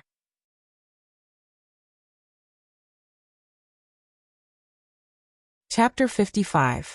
Although Annika was a little hesitant at first, when she thought of the mission, she still went to look for a job that was easier for her and had a good salary. Fengwu and Ajur finished cooking and sat at the dining table in the hall to eat. Fengwu didn't ask Silda and Annika if they wanted to eat, and Ajur naturally didn't ask either. He and Fengwu had painstakingly carried all these back, so why should they treat others? Silda and Annika originally thought that the two would politely ask them if they wanted to eat together, but after waiting for a while, other than seeing the two eating happily, the two guys ignored them and ate happily. This was unacceptable. Xiaowu. Silda's resentful voice dragged out, and coupled with the pitiful look in her eyes, the two resentful women were born just like that. Ah. She tilted her head in confusion. Can you give us a bite? Silda asked pitifully. Okay. She took 2 small plates and gave them a bite. Was it really okay for her to only give them a bite after asking for a bite? The two of them exchanged a look, their eyes revealing a touch of helplessness. Looking at the delicious dishes on the table, and then at the bite on the plate, they couldn't help but think, can you not be so honest? Lika looked at all of this with disdain. Without saying anything, she went upstairs to sleep alone. The next day, Fengwu woke up early. After breakfast and class, she asked Ajur out of the school gate together. Now that all the freshmen were busy, no one had the time to go out and have fun. Everyone was busy with missions, and everyone was in a rush. Compared to the leisurely senior year, it was a completely different world. Levi was a young lady from a wealthy family. Her father owned 2 big hotels in Central City, and her family was very wealthy. Although the Rand family was very rich, she was not too happy because her sweetheart, her childhood sweetheart, Big Brother Matthew, had always been indifferent to her, which made her very unhappy. Big Brother Matthew was so outstanding, and he was even ranked 10th in the 5th year of the Starlight Academy. Lao Yai was very worried that if she was not destined, her beloved Big Brother Matthew would be seduced by a bad woman. Today, Levi heard that Brother Matthew didn't have classes in the morning, and would go to a shop that sold magic items to buy magic scrolls. This was an opportunity for Levi. She was not a student of Notre Dame du Starlight, but an ordinary young lady. She already had very little time to see Brother Matthew. If she didn't work hard, she was afraid that Brother Matthew would forget that she was his sweetheart. Levi was dressed very beautifully today. She wore a pink dress with a long gem hairpin. She had light makeup on her face, and behind her was a maid who held an umbrella for her. Was the standard look of a young lady from a rich family. Master Matthew is over there. The maid on the side saw her young lady's sweetheart, and immediately whispered. Levi blushed and looked at Brother Matthew affectionately. Brother Matthew was really handsome.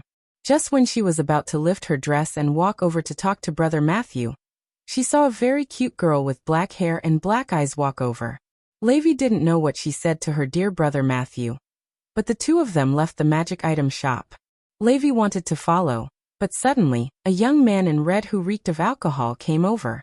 Go away, drunkard. The maid on the side pushed the drunkard to the ground. When Levi looked again, her Brother Matthew was nowhere to be seen. Levi was so angry that she chased all the way down the road, but she didn't see anyone until she chased to the door of a jewelry store. She saw the black-haired girl walking in through the door. Levi was annoyed that she didn't see her Brother Matthew. When she saw the bitch who seduced Brother Matthew, how could she bear it? She immediately followed into the store. As soon as she walked into the store, Levi found the black-haired girl asking the clerk to pull out a gem bracelet to try it on. Levi was very upset when she saw this. How dare you seduce my Brother Matthew? Now you're here to buy jewelry? Did she go to Brother Matthew just to get money from him? She had to admit that a woman in unrequited love was really good at making up for her unrequited love. After she finished imagining things, Levi gave the little maid on the side a look. The maid immediately understood and said to the clerk on the side, "Wrap this bracelet up. Miss Levi wants it." After that, the maid stared at Fengwu arrogantly. Fengwu blinked and seemed to be puzzled. Fengwu's puzzled look was seen in Levi's eyes. This woman was too good at pretending. But this lady saw this bracelet first. The clerk was a little embarrassed. She just saw it. She didn't pay for it. She asked you to wrap it up, so wrap it up. Levi's face sank and said unhappily, "This." The clerk looked at Fengwu guiltily and wrapped the bracelet up for Levi. Levi took the bracelet and was about to ridicule her, but she heard the black-haired girl ask the clerk to see another gem necklace.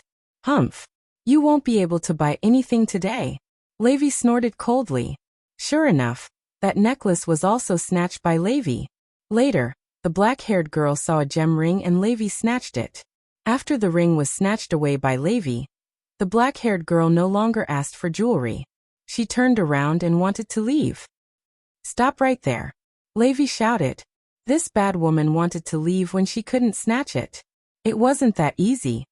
"Listen to me, Brother Matthew is mine, and so are these jewelry.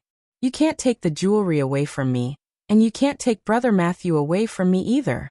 After saying that, Levi left with her maid like a proud peacock with her head held high. Less than 5 minutes after Levi left, a red-haired boy appeared. "That young lady just bought 20,000 gold coins worth of jewelry. This is your commission. The total is 500 gold coins." A beautiful woman with a very good figure came out from the back. The clerk immediately greeted her respectfully. Roger took the crystal card and laughed arrogantly. "Thank you, boss. Let's work together again in the future." After that, he pulled the black-haired girl away. The beautiful boss smiled and asked the clerk to serve the customer properly. Then she went to the back of the shop. At this time, the red-haired boy who was pulling the black-haired girl out of the shop had a proud look on his face. "See? I told you my idea was good. These days, there are a lot of stupid people with a lot of money. As long as you put your mind to it, you can definitely find it." Ajur was very satisfied with his idea. Ajur is so good. Fengwu looked at Ajur with a serious face. "I know I'm good. Let's go to the Adventurers Guild and register as an adventurer. This way we can fight and earn money at the same time."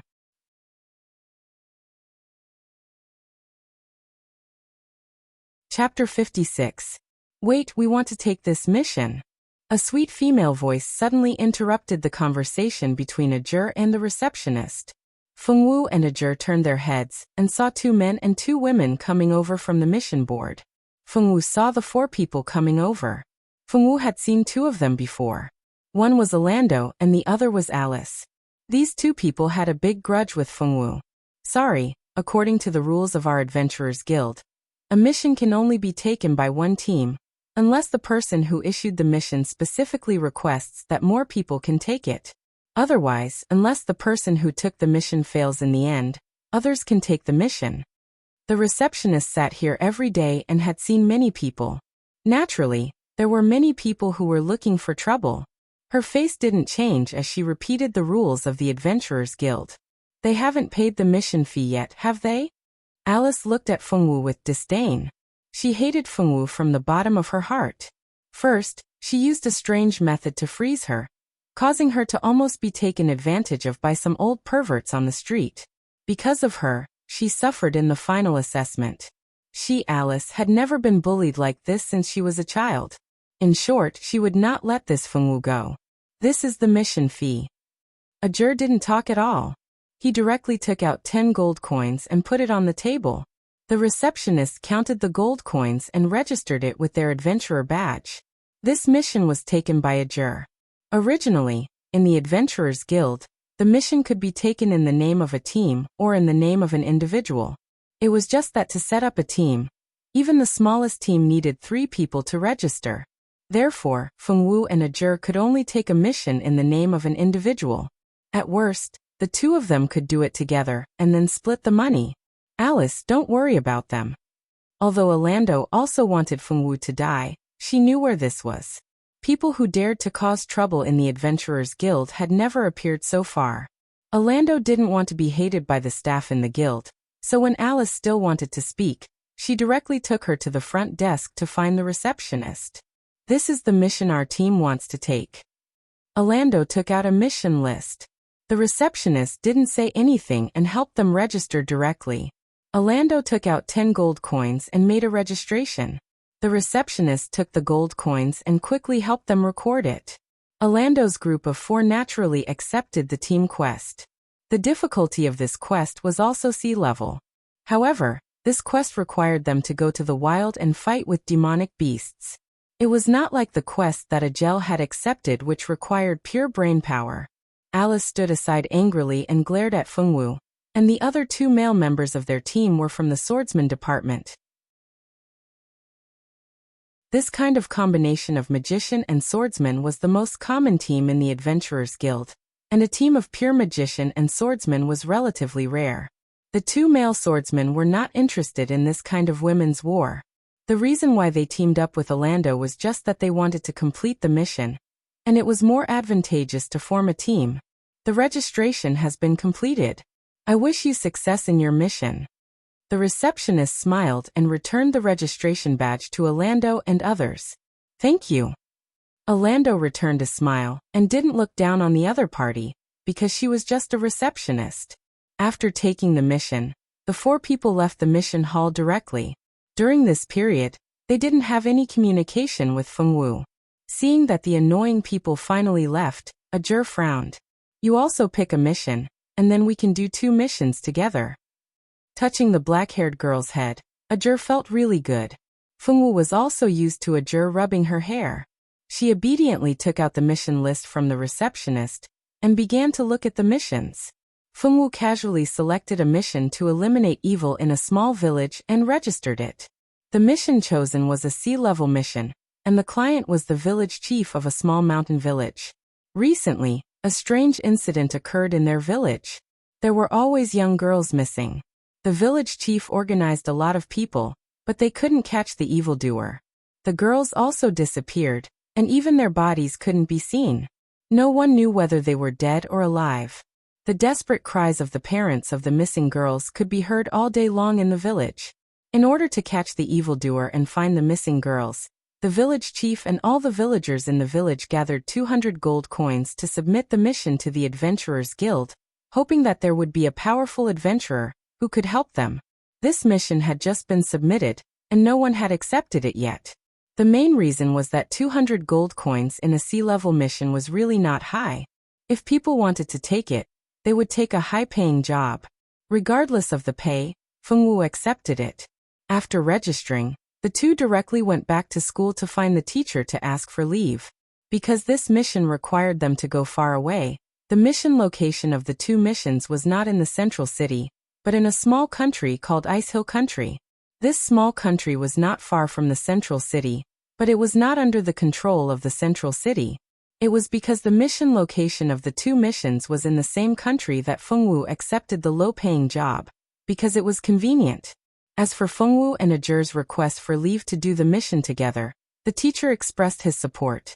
The two went back to the dormitory to pack their things, and Little White and Little Bun were also packed and taken away. This mission might take some time. Fengwu naturally couldn't leave Little Bun and Little White alone in the dormitory.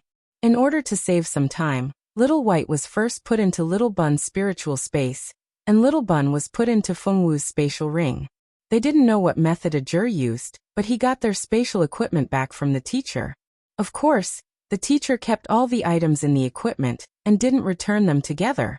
In addition, the teacher also said that they were not allowed to sell their spatial equipment for money, or else the mission would be considered a failure.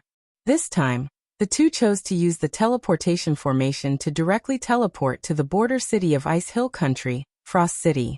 Ice Hill Country was a country that snowed all year round. The people there wore heavy coats every day, and the beautiful snowy scenery could be seen on the streets every day. At the same time, it was also a heaven for ice magicians, and many ice magicians would choose to live in Ice Hill Country. Using the teleportation formation to go to Frost City required a fee based on the number of people.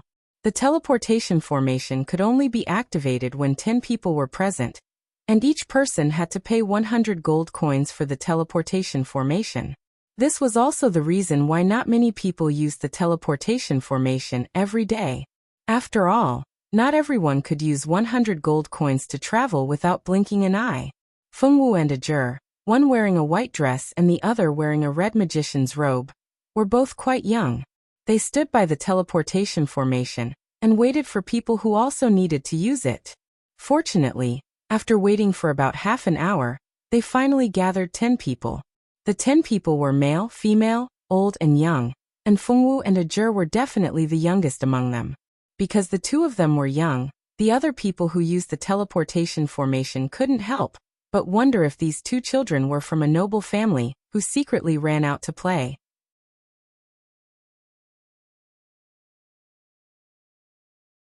Chapter 57. Fengwu and Ajur didn't mind being scrutinized from time to time. When all 10 of them arrived, the person responsible for activating the teleportation portal inserted a magic core. With a flash of light, the 10 people on the teleportation portal were transported to another country.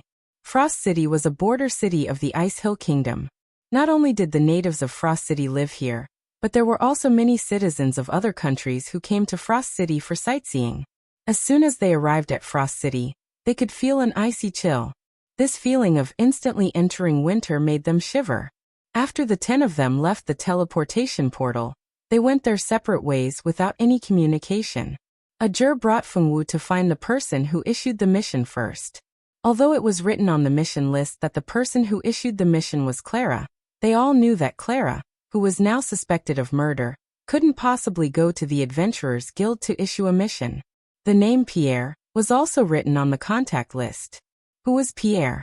He was Clara's childhood friend. When Clara encountered such a big problem, even her biological father wanted to kill her. Only this young man had been helping her all this time. Stepping on the snow, Ajur held Fengwu's cold hand and followed the map to find the real mission issuer, Pierre. The reason why he held Fengwu's hand was not only because he was afraid that she would slip, but also because it was convenient for him to transfer some fire magic energy into her body, so that she wouldn't fall ill due to the sudden change in temperature. Ajur was not afraid of the cold, because he was a fire magician. Although Fengwu practiced combat aura, her strength was still low, and she didn't have fire magic elements to protect her body like his. In fact, Fengwu wasn't that weak. Since coming to this world, Fengwu had been practicing the technique that her master had taught her. That technique could also produce combat aura in the body. Perhaps it was because of the laws of heaven and earth in this world, But the internal force that Fengwu cultivated could actually automatically transform into combat aura. Although it was a different method of energy, Fengwu's strength was still very strong. Even if she didn't have fire magic to protect her body like a Jur, she could still protect herself with the deep combat aura in her body. However, a Jur didn't know this. A Jur and Fengwu had known each other for so long, but he had never asked about Fengwu's cultivation level. Fengwu was a person who didn't like to talk. If a Jur didn't ask, this girl naturally wouldn't say much. The two young man and woman's hand in hand followed the address to find an ordinary inn to stay. This inn was located in the area where ordinary people lived in Frost City. At first glance, it was obvious that it had been open for many years. The door of the inn was open. Fengwu and a Jur walked into this shabby-looking inn together. "Welcome. Are you here to stay or to eat?" A fat woman greeted them with a smile as soon as she saw them. "We're from the Adventurers Guild. We're here to look for Pierre." Although a Jur had an arrogant temperament, he would still pretend in front of outsiders. At least, people who met him for the first time would think that he was a polite and good young man. The woman was stunned for a moment, then seemed to understand. Although her smile didn't change, there was a hint of worry on her chubby face. "Please wait a moment. I'll call young Master Pierre down." After the fat woman finished speaking, she went up directly. Soon, there was a rush of footsteps. The footsteps were very fast. It was obvious that the owner of the footsteps was in a hurry. As the footsteps approached, a young man dressed in blue appeared in front of Fengwu and a Jur. Although the young man ran in a hurry, he wasn't out of breath. It was obvious that he had practiced fighting energy. At the very least, he was a swordsman. However, the young man's swordsman level shouldn't be very high. After all, he was still young. The young man, Pierre, had rushed down when he heard that people from the Adventurers Guild had come.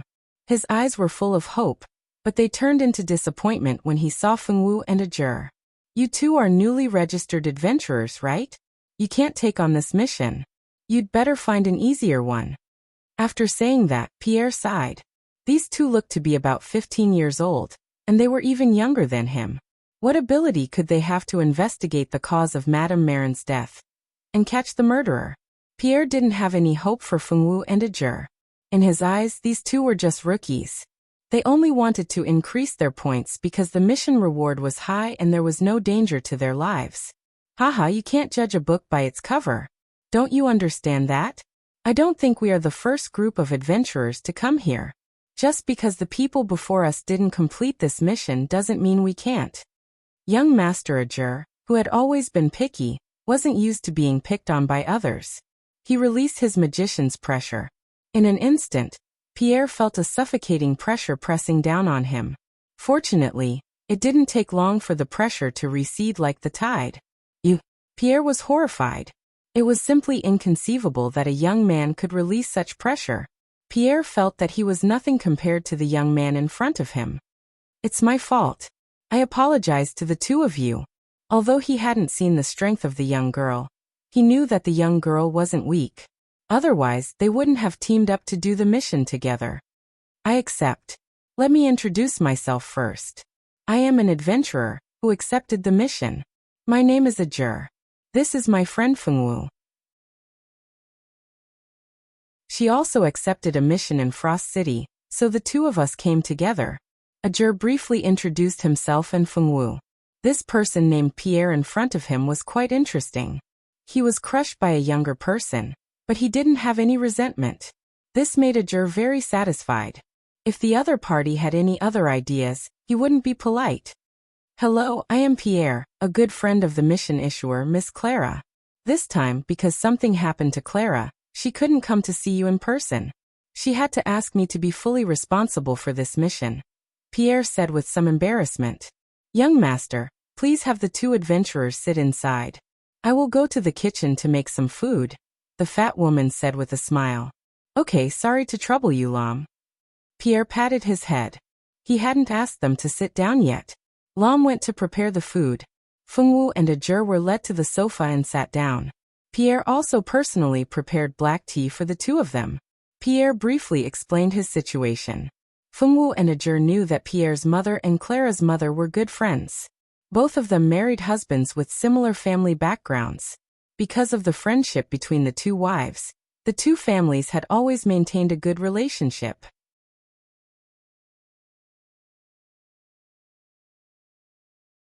Chapter 58.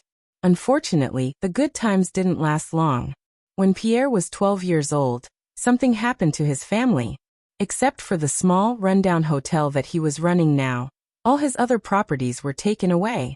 Although Pierre's family went bankrupt, the relationship between the two families wasn't affected at all. They were still very close.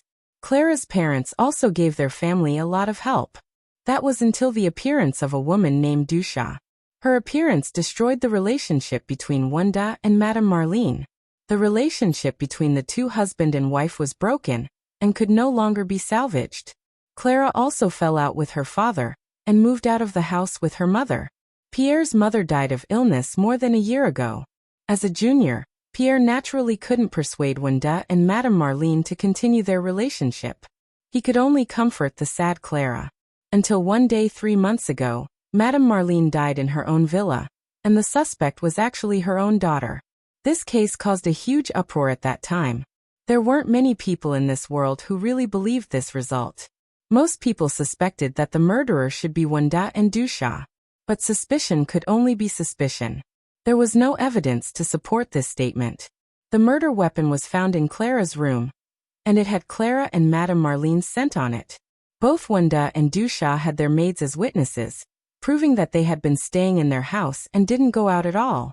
So there wasn't enough evidence to treat them as suspects. Clara, as the biggest suspect, was taken to the arbitration tribunal to await the results of the arbitration. As Clara's childhood friend, how could Pierre watch as his little childhood friend was arrested and dealt with as the murderer of her mother? So after seeing Clara, the two discussed going to the Adventurers Guild to sign up for such a mission. They couldn't find the murderer, and the people in the arbitration tribunal couldn't find any evidence favorable to Clara. The two's last hope was naturally placed on the Adventurers Guild.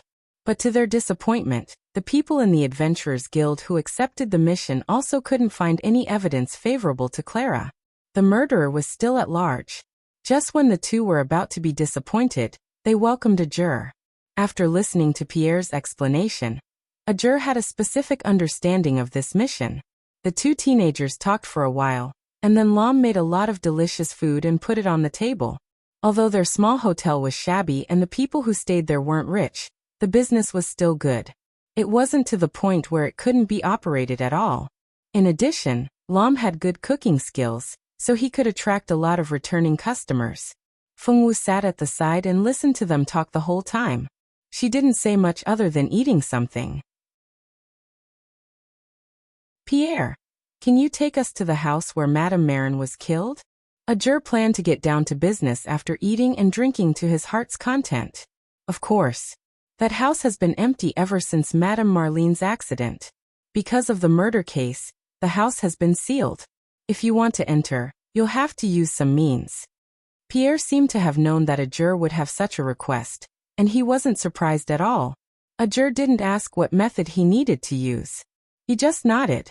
After resting for a while, the three of them walked towards the house where Madame Marlene was killed. Pierre originally wanted Lom to get a carriage, but a juror refused on the grounds of digestion. The three of them walked quietly on the snow-covered street. The temperature of Frost City was much lower than that of the central city. There weren't many people on the street. Many people who came to the Ice Mound Kingdom were adventurers who had taken on missions, or came here to travel or do business. There weren't many people who really came here to have fun. Naturally, there weren't many people on the street. Fengwu and the others walked all the way and only saw a few people walking on the street. The shops on the street were open, but there didn't seem to be much business. The business of your Frost City is so slow. I don't know how these shops continue to operate, a juror said as he looked at the deserted shops in Frost City. You misunderstand. There are usually a lot of people on the streets of Frost City. It's just that something big happened recently, so most people went to watch the show. Pierre only smiled when he heard a juror's words and then said, You misunderstand. There are usually a lot of people on the streets of Frost City. A juror raised his eyebrows. What's so interesting? So many people went. He was someone who couldn't stay idle. Something that could attract so many people's attention couldn't be a small matter. If he had time, he would definitely go and join in the fun. It seems to be related to sacred beasts. I heard that some time ago, an expert stole a sacred beast egg from the spirit world. But the sacred beast egg was lost when passing through the spirit world's passage. At that time, many people saw that scene. In order to find the sacred beast egg, many people went to the place where the spatial passage appeared to search. That's why there are so few people on the street. In fact, there are still many people in Frost City. Sacred beast egg? Ajur's eyes flashed with a glimmer of light. There was actually news of a sacred beast egg in such a place. Ajur almost thought that he hadn't woken up and heard wrongly. There were 3 types of magical beasts in this world. The first type was magical beasts, the second type was sacred beasts, and the third type was divine beasts. Except for the first type, which was more common, the other 2 types were uncommon beasts. Sacred beasts lived in the spirit world. They generally wouldn't come to the human world to live. Unless there was a strong person who had a contract with a sacred beast, it was not easy to see a sacred beast. Sacred beasts and sacred beasts were the same. They both lived in the spirit world. The spirit world was a paradise for all beasts. There were many beast races there, and they were all beasts with noble bloodlines. Although sacred beasts lived in the spirit world like sacred beasts were of a higher level than sacred beasts. There were only a few known sacred beasts in the spirit world, and each of them was an overlord in the spirit world. Humans could form a partnership contract with sacred beasts or even sacred beasts through their own strength. From then on, the beasts would become the most loyal partners of humans. When the human partner died of old age, the contracted beasts would return to the spirit world to start a new life. In short, humans could use their own strength to form a contract with a beast that they could subdue. If their strength was not enough, then sorry, they had to find a low-level magical beast to play with. Because if one wanted to subdue sacred beasts or sacred beasts, they could only go to the spirit world through the spatial passage. Those who could go to the spirit world were all experts. Hearing Pierre say that someone had gotten an egg from the spirit world, Ajur felt somewhat ashamed. The sacred beasts of the spirit world viewed their children as more important than their eyeballs. If you wanted to tame a sacred beast, you could use your own strength to subdue it. You could achieve your goal by stealing its eggs. Ajayla didn't appreciate such people.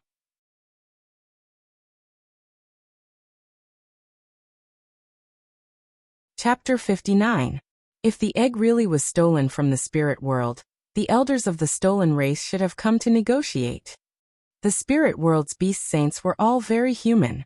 Many of them could transform into human form. Humans and the spirit world's sacred beasts had always had a good relationship. If the spirit world's sacred beasts had come to intervene, the Ice Hill Kingdom's people would have helped to send the egg back. Bai Jing had gone to the spirit world to steal the egg. That's what's strange. It's been some time since the egg fell near our Frost City, but no beast from the spirit world has come out to negotiate with our king. Everyone suspects that the egg might be some rare holy beast. That's why no elders in the clan have come forward. Because there were no living beasts in the family, naturally no elders would come. The other sacred beasts would not meddle in other people's business. I see. Ajur nodded. As they spoke, they had already arrived in front of a villa. This villa wasn't big. 2-story villas weren't uncommon in the city. There were many flowers in the courtyard that were suitable for growing in the Ice Hill Kingdom. The scenery in the courtyard wasn't bad. We have to go in from the other side. The front has been sealed. Unless the case is settled, no one is allowed to enter unless they are from the arbitration tribunal. Pierre had always worked hard for his childhood sweetheart. Now, in order to save his childhood sweetheart's life, he was willing to go against the arbitration tribunal. The 3 of them went in through a small door at the back of the villa. There were very few people on the street. No one would notice their actions. Pierre brought Ajur and Fengwu directly to Madame Marin's room. Madame Marin's room was very big. When the door was opened, they could feel some dust in the air. It seemed that it had not been cleaned for a long time. After Ajur entered the room, he looked around. He found a lot of blood on Madame Marin's bed. This should be the scene of Madame Marin's murder. Look, someone else is here. No one has been here for a long time. Will Clara come back? Fengwu suddenly heard a voice that sounded like a child's voice. Probably not. Those people think Clara is the murderer. They will definitely kill Clara. The voice sounded angry. Those people are so bad. After Clara and the others left, no one helped me loosen the soil. I really want Clara to come back. Then there was a lot of chatter. It was like a wet market. Fengwu was not surprised by this scene at all. She knew that this was the sound of the spiritual plants nearby. Fengwu could hear the voices of many creatures in nature. Plants, animals, wind, and fire could be heard as long as she wanted to. In the past, when she was on Mount Yuehua, she could only hear the voices of small animals and plants. Ever since she came to this continent, Fengwu's ability had improved. Naturally, she could hear more voices. After coming to this world for a few months, Fengwu had already gotten used to controlling her ability. Unless she wanted to, she wouldn't hear the voices of those creatures. This time, in order to find the murderer of Madame Marin, Fengwu had been thinking of a way along the way. Her method was very simple. Since there were no witnesses, the flowers and plants in the courtyard must know something. She planned to ask those flowers and plants, hoping that they could help a juror. So after arriving at Madame Marin's villa, she released her ability and focused on listening to the conversations of the people around her. Ajur and Pierre were still looking around to see if they had missed anything. Fengwu went downstairs alone. She wanted to ask the flowers in the courtyard if they had seen the real murderer. Ajur and Pierre naturally saw Fengwu going downstairs alone, but they didn't care. They thought that she wanted to walk around casually. They didn't know that Fengwu wanted to go out to listen to the news, especially Pierre. Along the way, he rarely heard Fengwu speak and didn't see her show any amazing abilities. He thought that she was just a little girl following Ajur to do missions. Maybe she was Ajur's little girlfriend. Along the way, she observed that the two didn't seem to be lovers. Fortunately, Pierre was anxious to save his childhood sweetheart, so she didn't have much time to guess the relationship between the two. After going downstairs, Fengwu went directly to the garden. The herb garden wasn't very big, but it was full of flowers that could bloom in cold weather. There was a big banyan tree in the garden. Judging from its age, it was the oldest plant in the courtyard. It was at least 100 years old. Among the trees, it was naturally young. Fengwu went directly to the tree and stroked its bark with her small hand. Hello. Fengwu's consciousness was clearly transmitted into the tree. Hello, human girl. I didn't expect that there would be a human who could communicate with us plants. What a magical little girl. The tree's voice sounded like that of an adult man. It was very friendly. The young girl seemed to have received encouragement. On her expressionless face, her pair of black gem-like bright eyes revealed a touch of happiness. My name used to be Sky Blue. Now I'm Fengwu. I'm here with Ajur to investigate the cause of Madame Marin's death. On the day of Madame Marin's death, did you see anyone enter this villa? Although Fengwu didn't discuss the case with Pierre and the others along the way, she heard a lot from the side. She knew that Ajur's most serious problem was that no one had seen the murderer. That was why Fengwu asked the big banyan tree this question. For some reason, when facing humans, Fengwu couldn't tell what they were thinking. However, when communicating with plants and animals, she could clearly feel their emotions. This feeling of not having to guess and not having to think, Fengwu liked it very much. You're talking about that day. That night, a strange person came here. However, that person wasn't human. She was wearing a human skin. What a strange person. The big banyan tree thought for a moment, and recalled the scene that day. As a big banyan tree that could only live in this small courtyard, there weren't many interesting things in his memory. That day's incident was one of them. A person wearing a human skin? There was a lot of information in this sentence. Tongwu couldn't understand. Yes, and she was wearing a woman's skin. That skin was prettier than Madame Marin's. Although the big banyan tree had lived for more than 100 years, it hadn't seen many women. Although there were beautiful people, they weren't outstanding. Madame Marin was considered pretty good among ordinary people, but compared to the real beauties, she was still lacking. Of course, the big banyan tree didn't know this. It couldn't leave the courtyard as a tree, So how could it see a beauty? Fengwu thanked the big banyan tree and turned to go upstairs.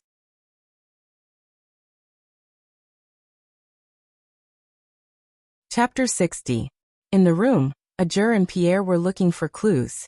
However, the room had been searched more than once, and all the useful clues had been taken away by the people from the arbitration tribunal. After working for a while, they did not find anything useful. Just as Ajur and Pierre were about to go to Clara's room to take a look, Fengwu pushed the door open and came in. "Xiaowu, you're back." He was not dissatisfied that Fengwu did not stay to help. Ajur was very confident in his own strength. He could find clues and complete the mission alone. The expressionless Fengwu girl first looked at Ajur with a pair of pure eyes, then said, "On the day Madame Marlene died, someone came here. It was a guy wearing a woman's skin." What did that mean? Pierre and Ajur felt that 3 big check marks had appeared above their heads. Fortunately, Ajur's IQ had never been his weakness.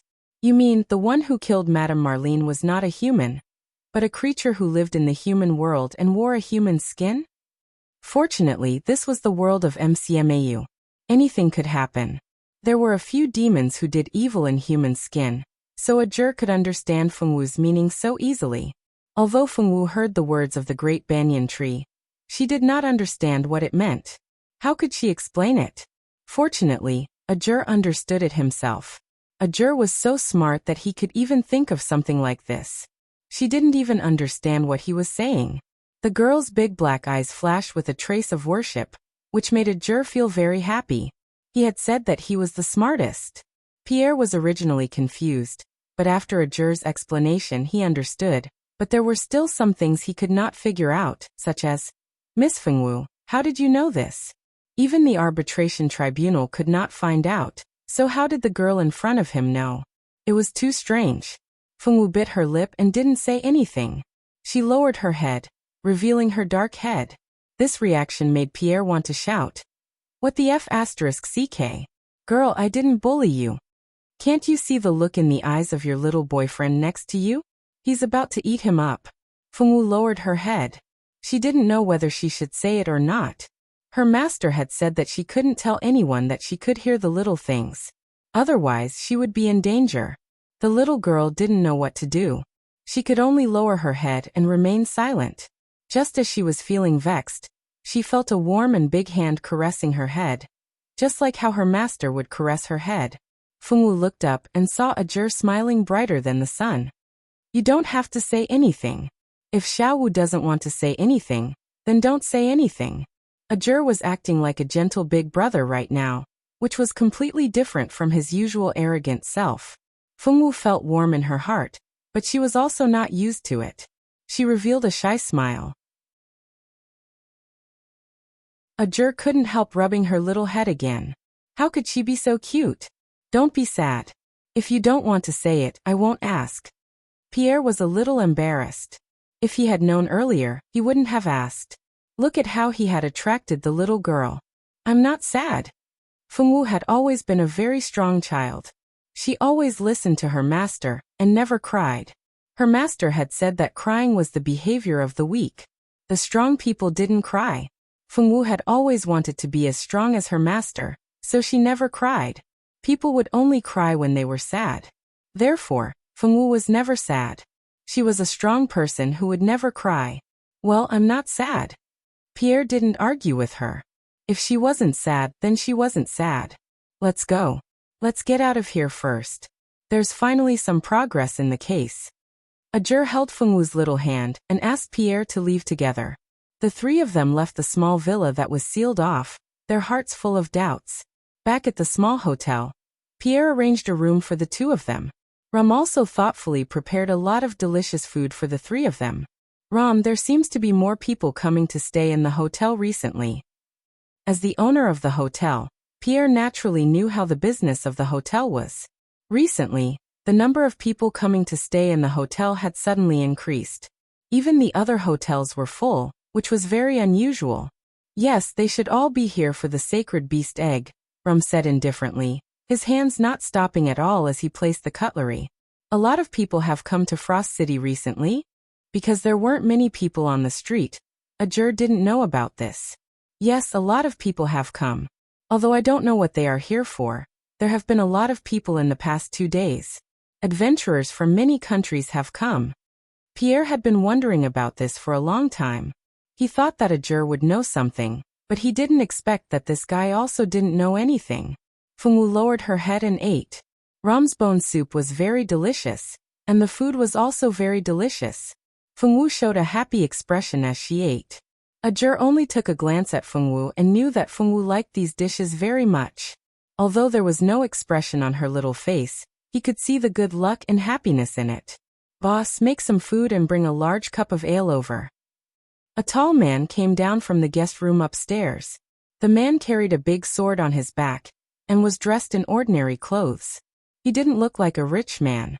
Okay, I'll prepare it for you right away. Pierre immediately responded with a smile. Ram went to the kitchen to prepare the food. Because the business of the small hotel wasn't very good, Ram and Pierre were usually very busy, so they didn't ask anyone to help them. It was just that the number of people staying in the inn had suddenly increased in the past 2 days. The business of the inn, which was originally not very good, had suddenly improved. Even the guest rooms, which had never been half full before, were now more than half full. Ram went to work. As the boss, Pierre naturally couldn't ignore the business of the hotel. He always had to leave someone to look after the hotel, so Pierre didn't eat with Fengwu and the others. Instead, he stood behind the counter alone. More and more customers came downstairs to eat. Fortunately, Ram was fast enough, and they didn't have to wait too long to prepare the food that the customers wanted to eat. After working for more than an hour, it was time for dinner. When Pierre finished his work, Fengwu and the others had already eaten and drunk. Not only that, Ajur also asked the customers in the hotel about the purpose of so many people coming to Frost City. Fortunately, this was not a secret, and it was easy to find out. At this moment in Pierre's study, Ajur was telling Fengwu and Pierre what he had heard. It turned out that a mysterious light had suddenly appeared in the area of Frost City recently. Some people suspected that an ancient mage's tomb had appeared. That was why so many adventurers had come. These people all wanted to find the treasure left behind by the ancient mage.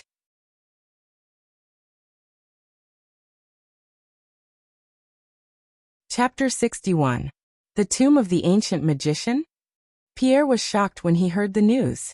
He never thought that this would be the reason for so many adventurers to gather here. Interesting. First, the sacred beast egg fell nearby. Now even the tomb of the ancient magician has appeared. 2 major events happened in Frost City at the same time. I don't believe it's a coincidence. Pierre nodded. It was true. Frost City was just a small border city. It was too much of a coincidence for 2 major events to happen in such a small city. Whether someone deliberately designed it or it's really a coincidence, it has nothing to do with us. What we have to do is to find the murderer as soon as possible to prove Clara's innocence and rescue her. Although the tomb of the ancient magician was really tempting, Clara's life was more important to Pierre. Everything else was trash in his eyes. Ajur nodded and did not speak, but he also agreed with Pierre. He did not forget that he was here for a mission. Let's get back to the main topic. The clues that Xiao Wu found in Madame Marin's villa this afternoon have finally given us a direction to investigate. The news that Fengwu brought was very useful. Ajur already had a plan in mind to rescue Clara. The news that Miss Fengwu inquired did not indicate who the murderer was. She only knew that it was a guy in a woman's skin. She didn't even know the person's true identity. I suspect that it might be Madame Tussaud. Apart from the new president and Madame Tussaud, who else could have a grudge against Madame Marin? When Clara was locked up in the arbitration tribunal, Wunda could not wait to marry Madame Tussaud. Now that his wife was dead and his daughter was in trouble, he still had the mood to marry a wife. This made Pierre, who only had some resentment towards Wunda, feel that his character was very shameful. Madame Tussaud? She became a madam so soon. Ajur curled his lips disdainfully.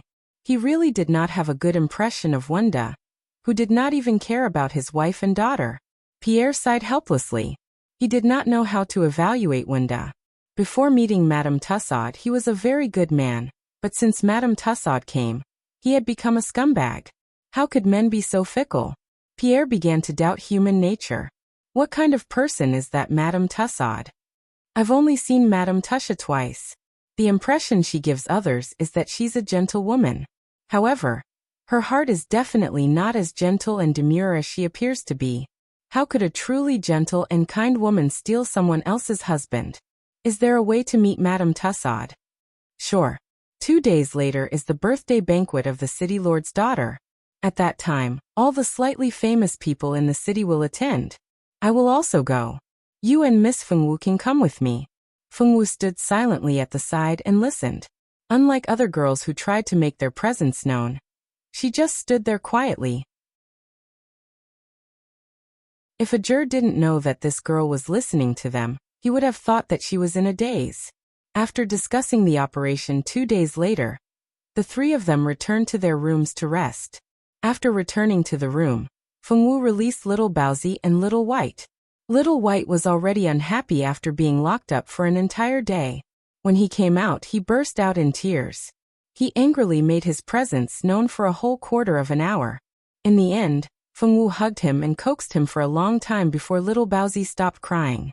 Little Baozi, who cried until he hiccuped. Mommy is too bad.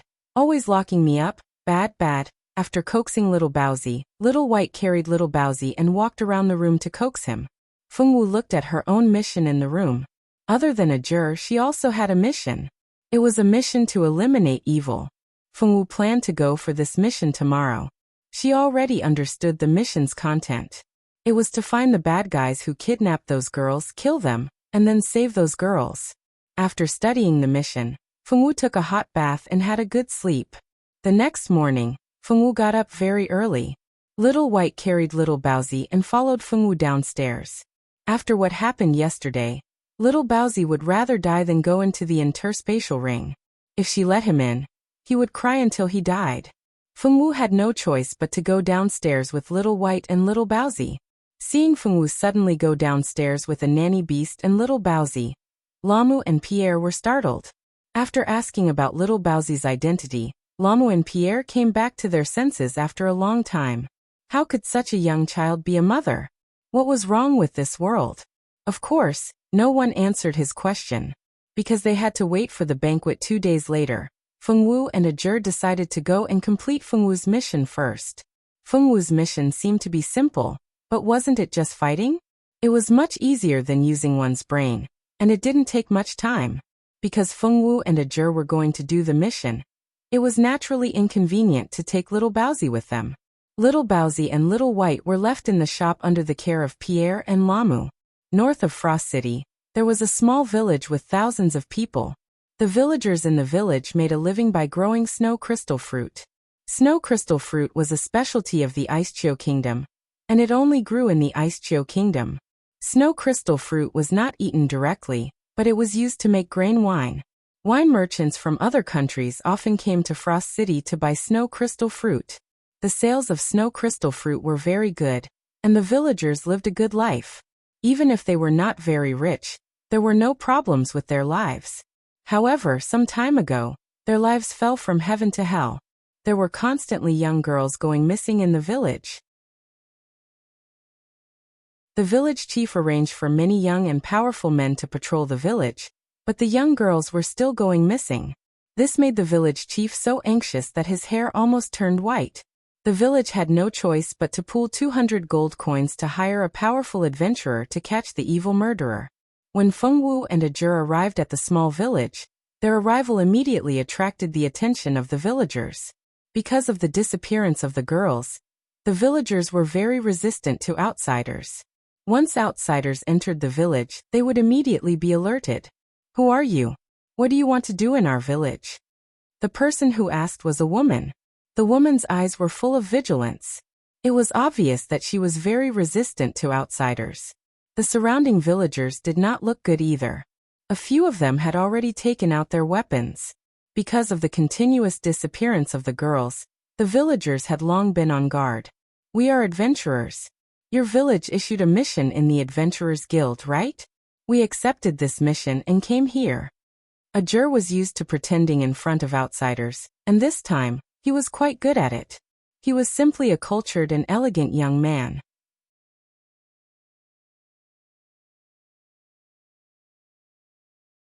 Chapter 62.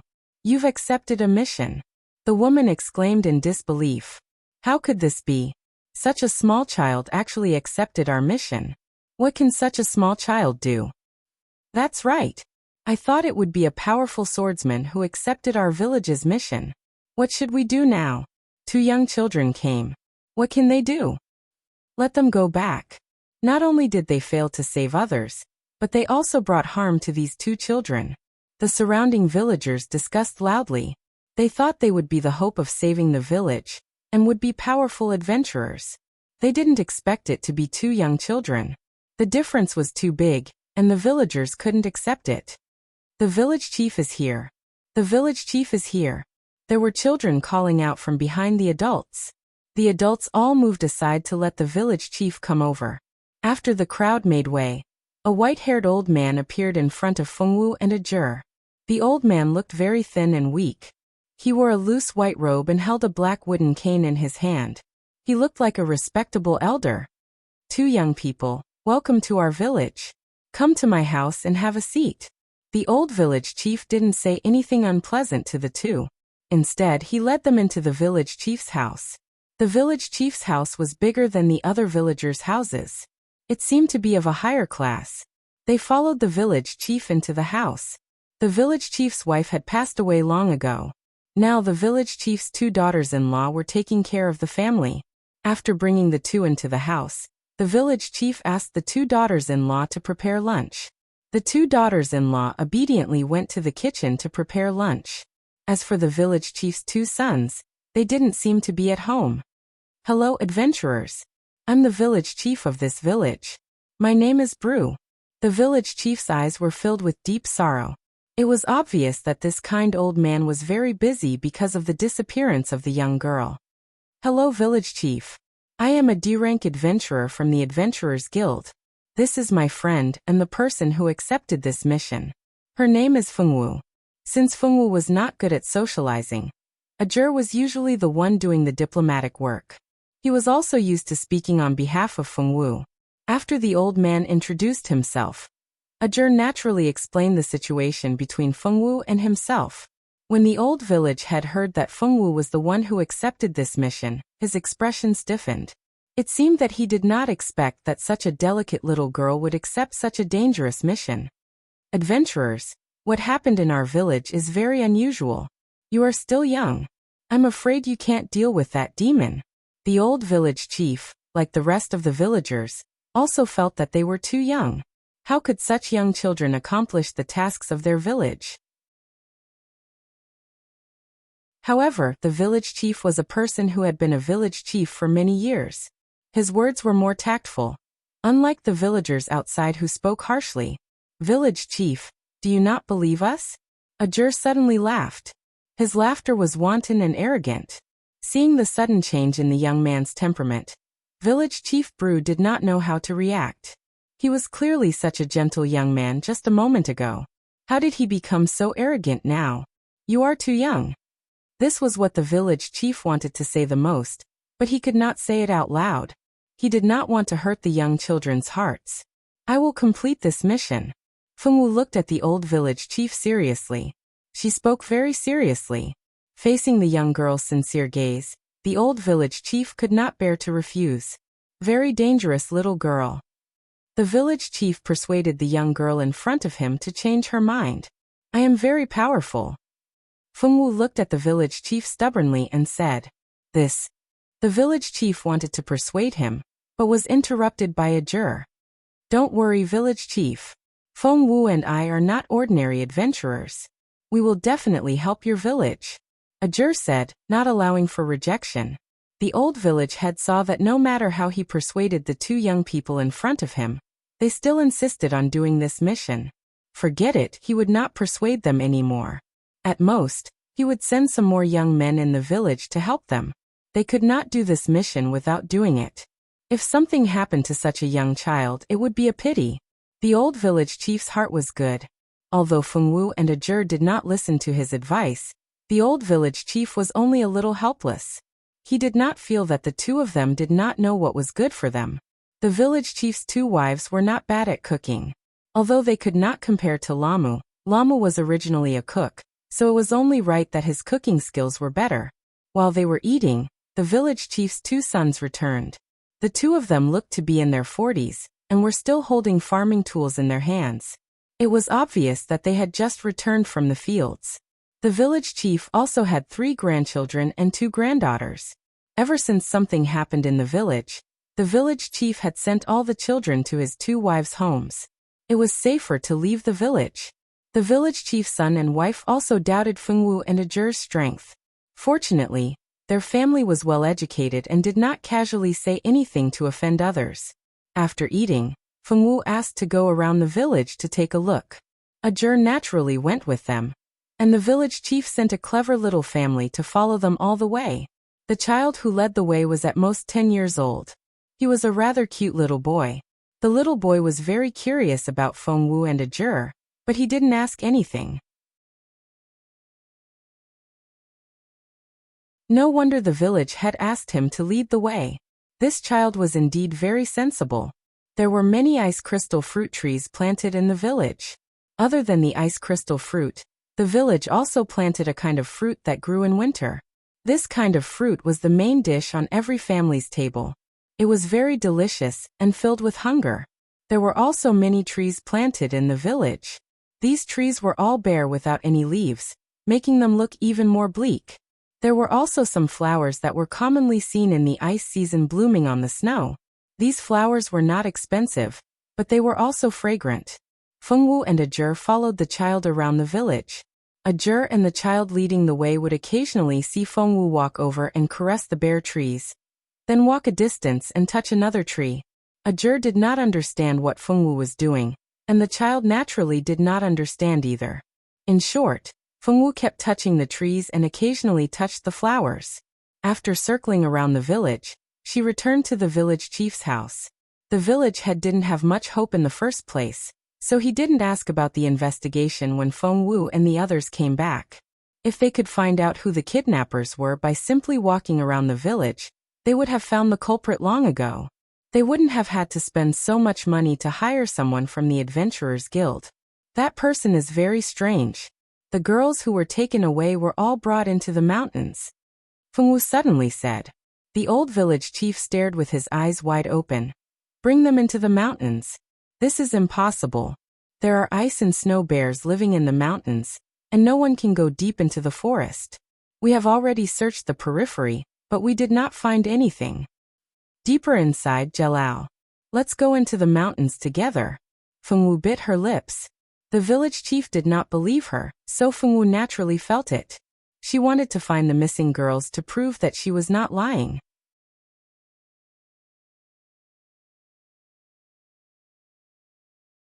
Chapter 63. Fengwu's stubborn gaze made it impossible for Ajur to refuse. Plus, he'd never thought of refusing the young girl's request in the first place. No, you can't go. It's too dangerous. Those snow bears are the overlords of the mountains. The old village chief said agitatedly, desperately trying to change the 2 young people's minds. Don't worry, village chief, will be fine. Ajur smiled carelessly, his expression full of confidence. Although Fengwu didn't say anything, her serious gaze said everything. Unable to stop Fengwu and Ajur, the village chief could only watch as the 2 young people went into the mountains to their deaths. Yes, in the village chief's eyes, these 2 young people who didn't listen to his advice were already dead people with 1 foot in the grave. No one had ever come back alive from the depths of the mountains. Not only did the village chief not believe it, but even the villagers who heard of this didn't believe that the 2 young people could walk out of the mountains alive. Fengwu and Ajur entered the large snowy mountain beside the village amidst the villagers' voices of pity and dissuasion. The mountain was covered in a white glow. Apart from a few tenacious trees and wildflowers and grass, most of the trees were bare. Only a few loose leaves still hung on the tree branches. A strong gust of wind would cause the already shaky leaves to immediately fall from the tree branches. The magical beasts that lived in the Icefall Kingdom were all ice-type magical beasts, such as the extreme ice bird, snow bear, ice tiger, ice leopard, and so on. This mountain was the snow bear's territory. Of course, the snow bear wasn't the only magical beast on this mountain. There were many other magical beasts that could adapt to the cold weather. but they weren't as strong as the snow bear, which was a natural ice-type magical beast. Fengwu walked in front to lead the way while Ajur followed behind. Fengwu reached out to touch the tree branches from time to time, and then walked in a certain direction after confirming the direction. Ajur's IQ wasn't low to begin with. When he saw Fengwu's actions, he naturally guessed that Fengwu might have some kind of innate ability that allowed her to communicate with these plants. Xiaowu, can you hear these plants talk? Although Ajur was asking a question, he didn't seem to have any doubts about it. Fengwu lowered her head, leaving Ajur with a black crown. If Ajur knew, would he think that she was a monster?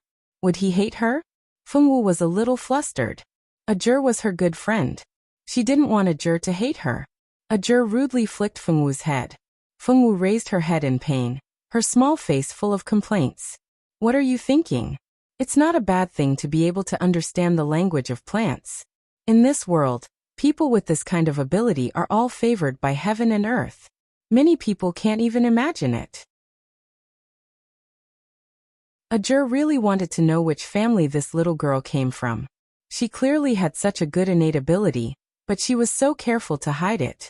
Could it be that her family didn't tell her about the rarity and preciousness of innate abilities? Really? Fengwu's eyes were as bright as the stars in the sky. If one looked closely, one could see the caution in her eyes. Ajur sighed. Just whose family did such a simple-minded girl come from? He really wanted to meet her parents. It really wasn't easy to raise a girl like this. Of course it's true. Your ability isn't strange. No one will dislike you because of your ability. In our school, there are many people who have innate abilities like you. Some of them can fly, some of them can shield the ground, and some of them are born with boundless strength. In short, there are many kinds of innate abilities. Your innate ability is a support-type innate ability. Although it's not used for combat, it's still very powerful in other areas. What Ajur didn't say was that innate abilities that weren't used for combat were generally not valued, unless the innate ability was very useful. Although Fengwu's innate ability couldn't be used against enemies, it was very useful when investigating something. It was much better than those useless innate abilities. Fengwu's eyes were shining. Ajur's words had undoubtedly opened up a new world for her. Fengwu only knew that this world was very strange. Fire could be created out of thin air, and strange spells could be used to attack. Fengwu already thought that this world was very strange. She didn't expect that there were people in this world who were born with special abilities like her. In the past, when she was at Mount Yuehua, because she was special and no one else had that kind of ability, her master didn't let her tell others. She even told her to carefully hide her ability. Because of this, she didn't have a single friend since she was young. No, she had friends. The small animals on the mountain were all her friends. She just didn't have any human friends. Moreover, the children at the foot of the mountain were all bad children. They would throw stones at her and speak ill of her. She didn't like them and didn't want to be friends with them. Now that her ability was no longer special, and Ajur told her that there were other people who had the same strange ability as her, she was no longer a strange child, right? Fengwu felt that the stone that had been pressing on her heart since she was young seemed to have been removed. Her whole body relaxed. Her originally expressionless face showed that she was in a very good mood. This girl was really naive. Her future husband couldn't be too smart. Otherwise, with this girl's IQ, she would be cheated until there was nothing left of her. He suddenly had a feeling that his daughter had grown up and was going to get married. Fengwu was in a good mood now that the knot in her heart had been untied. She led Ajur all the way to the depths of the mountain. As they entered the depths of the mountain, a snow bear would appear in front of them from time to time. Ajur was already prepared for battle, but he didn't expect a magical scene to appear. Those snow bears that were originally aggressive when they saw the intruders were instantly as obedient as kittens when they saw Fengwu. Ajur was so shocked that his jaw almost fell to the ground. He thought that there would be a big battle, but he didn't expect it to be a day trip. Because of Fengwu, who had an extremely good affinity with magical beasts, the two of them were not only unobstructed along the way, but also received a warm welcome from the snow bears. They even picked 2 snow fruits that grew in the depths of the mountain for Fengwu. Ajur naturally knew about this snow fruit. It was a very good thing for ice magicians. Eating one could increase one's affinity with ice magic elements. It was a good thing that was hard to come by for ice magicians on ice transport ships. It was said that this fruit only grew in the Ice Hill country, but it didn't grow much in the country. Moreover, the place where the snow fruit grew was guarded by powerful magical beasts. Ordinary magicians had no way of picking the fruit.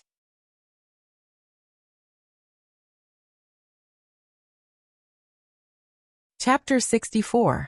Ajur didn't expect that he would be able to obtain such a rare treasure for an ice magician, just by accompanying Fengwu to climb a mountain.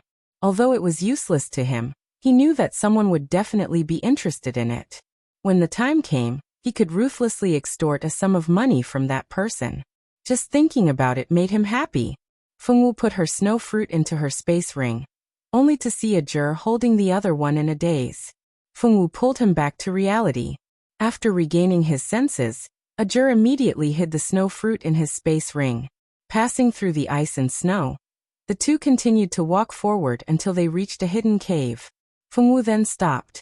The entrance of the cave was very small, and there were many branches and weeds at the entrance as cover. If Fengwu hadn't asked the trees in the forest for information, it would have been absolutely not easy to find such a small cave in the Mang Mang mountain. The two cleared away the things blocking the entrance of the cave, and then walked into the cave one after the other. Fearing that the murderer of the young girl was still hiding inside, Ajur volunteered to walk in front. As soon as they entered the cave, the thick smell of blood was almost suffocating. Ajur frowned and used his sleeve to cover his mouth and nose. Fengwu also took out a handkerchief to cover her nose. The handkerchief had the fragrance of jasmine, which made her nose feel a little better. The light in the cave was too dark, and they couldn't see the situation inside. Ajur used his fire ability to create a large fireball to light up the cave. Under the illumination of the firelight, they could finally see the situation inside the cave. From the outside, the cave didn't look big, but it was a completely different world. There was a bottomless passage inside the cave, and they didn't know where it led to. The smell of blood was coming from inside the cave. What a strong smell of blood. It seems that we've found the right place. Fengwu responded, not taking off the handkerchief covering her nose and mouth. Let's go inside and take a look. Be careful later. If anything happens, run, okay? Ajur felt like he was about to become an old mother. He was afraid that this silly girl would not even be able to outrun her when the time came. Fengwu nodded, still not saying anything. Ajur knew that it was enough for her to hear him, and he didn't intend to force her to speak. The fireball that Ajur conjured with magic flew in front of them, as if it was leading the way.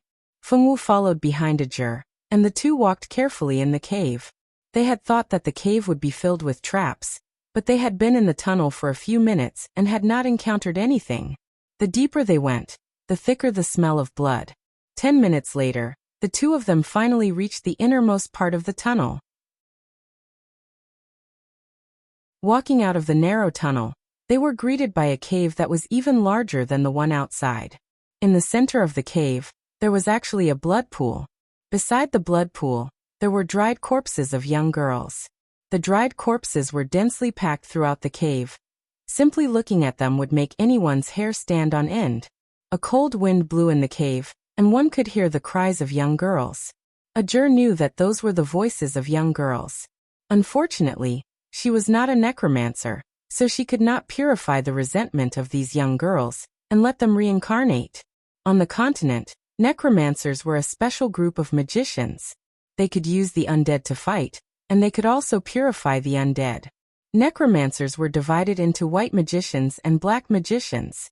White magicians purified the undead and communicated with them to strengthen their magic.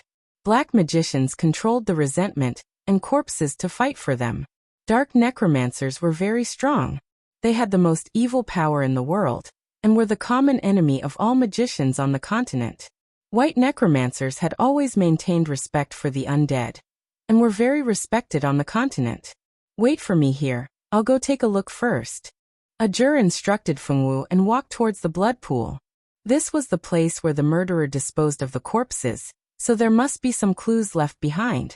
At this moment, Ajur completely did not expect that the world Fengwu saw was completely different from the world he saw. Ajur saw a blood pool filled with dried corpses, but Fengwu saw a cave full of women. As for the other things, they were all blocked by the women, so she could not see them at all. I want to go home, Dad, I want to go home. Ooh, revenge. I want revenge. Kill him, that demon. Mom. I want Mom. Why can't I go home? I want to go home. Dad, save me. Why is no one coming to save me? I'm so scared, so scared, so scared. The cries of the women in the cave were transmitted to Fengwu's ears. The faces of those young girls were as pale as paper, their bodies were slightly transparent, and their eyes seemed to be unfocused. They only knew how to repeat what they wanted to say.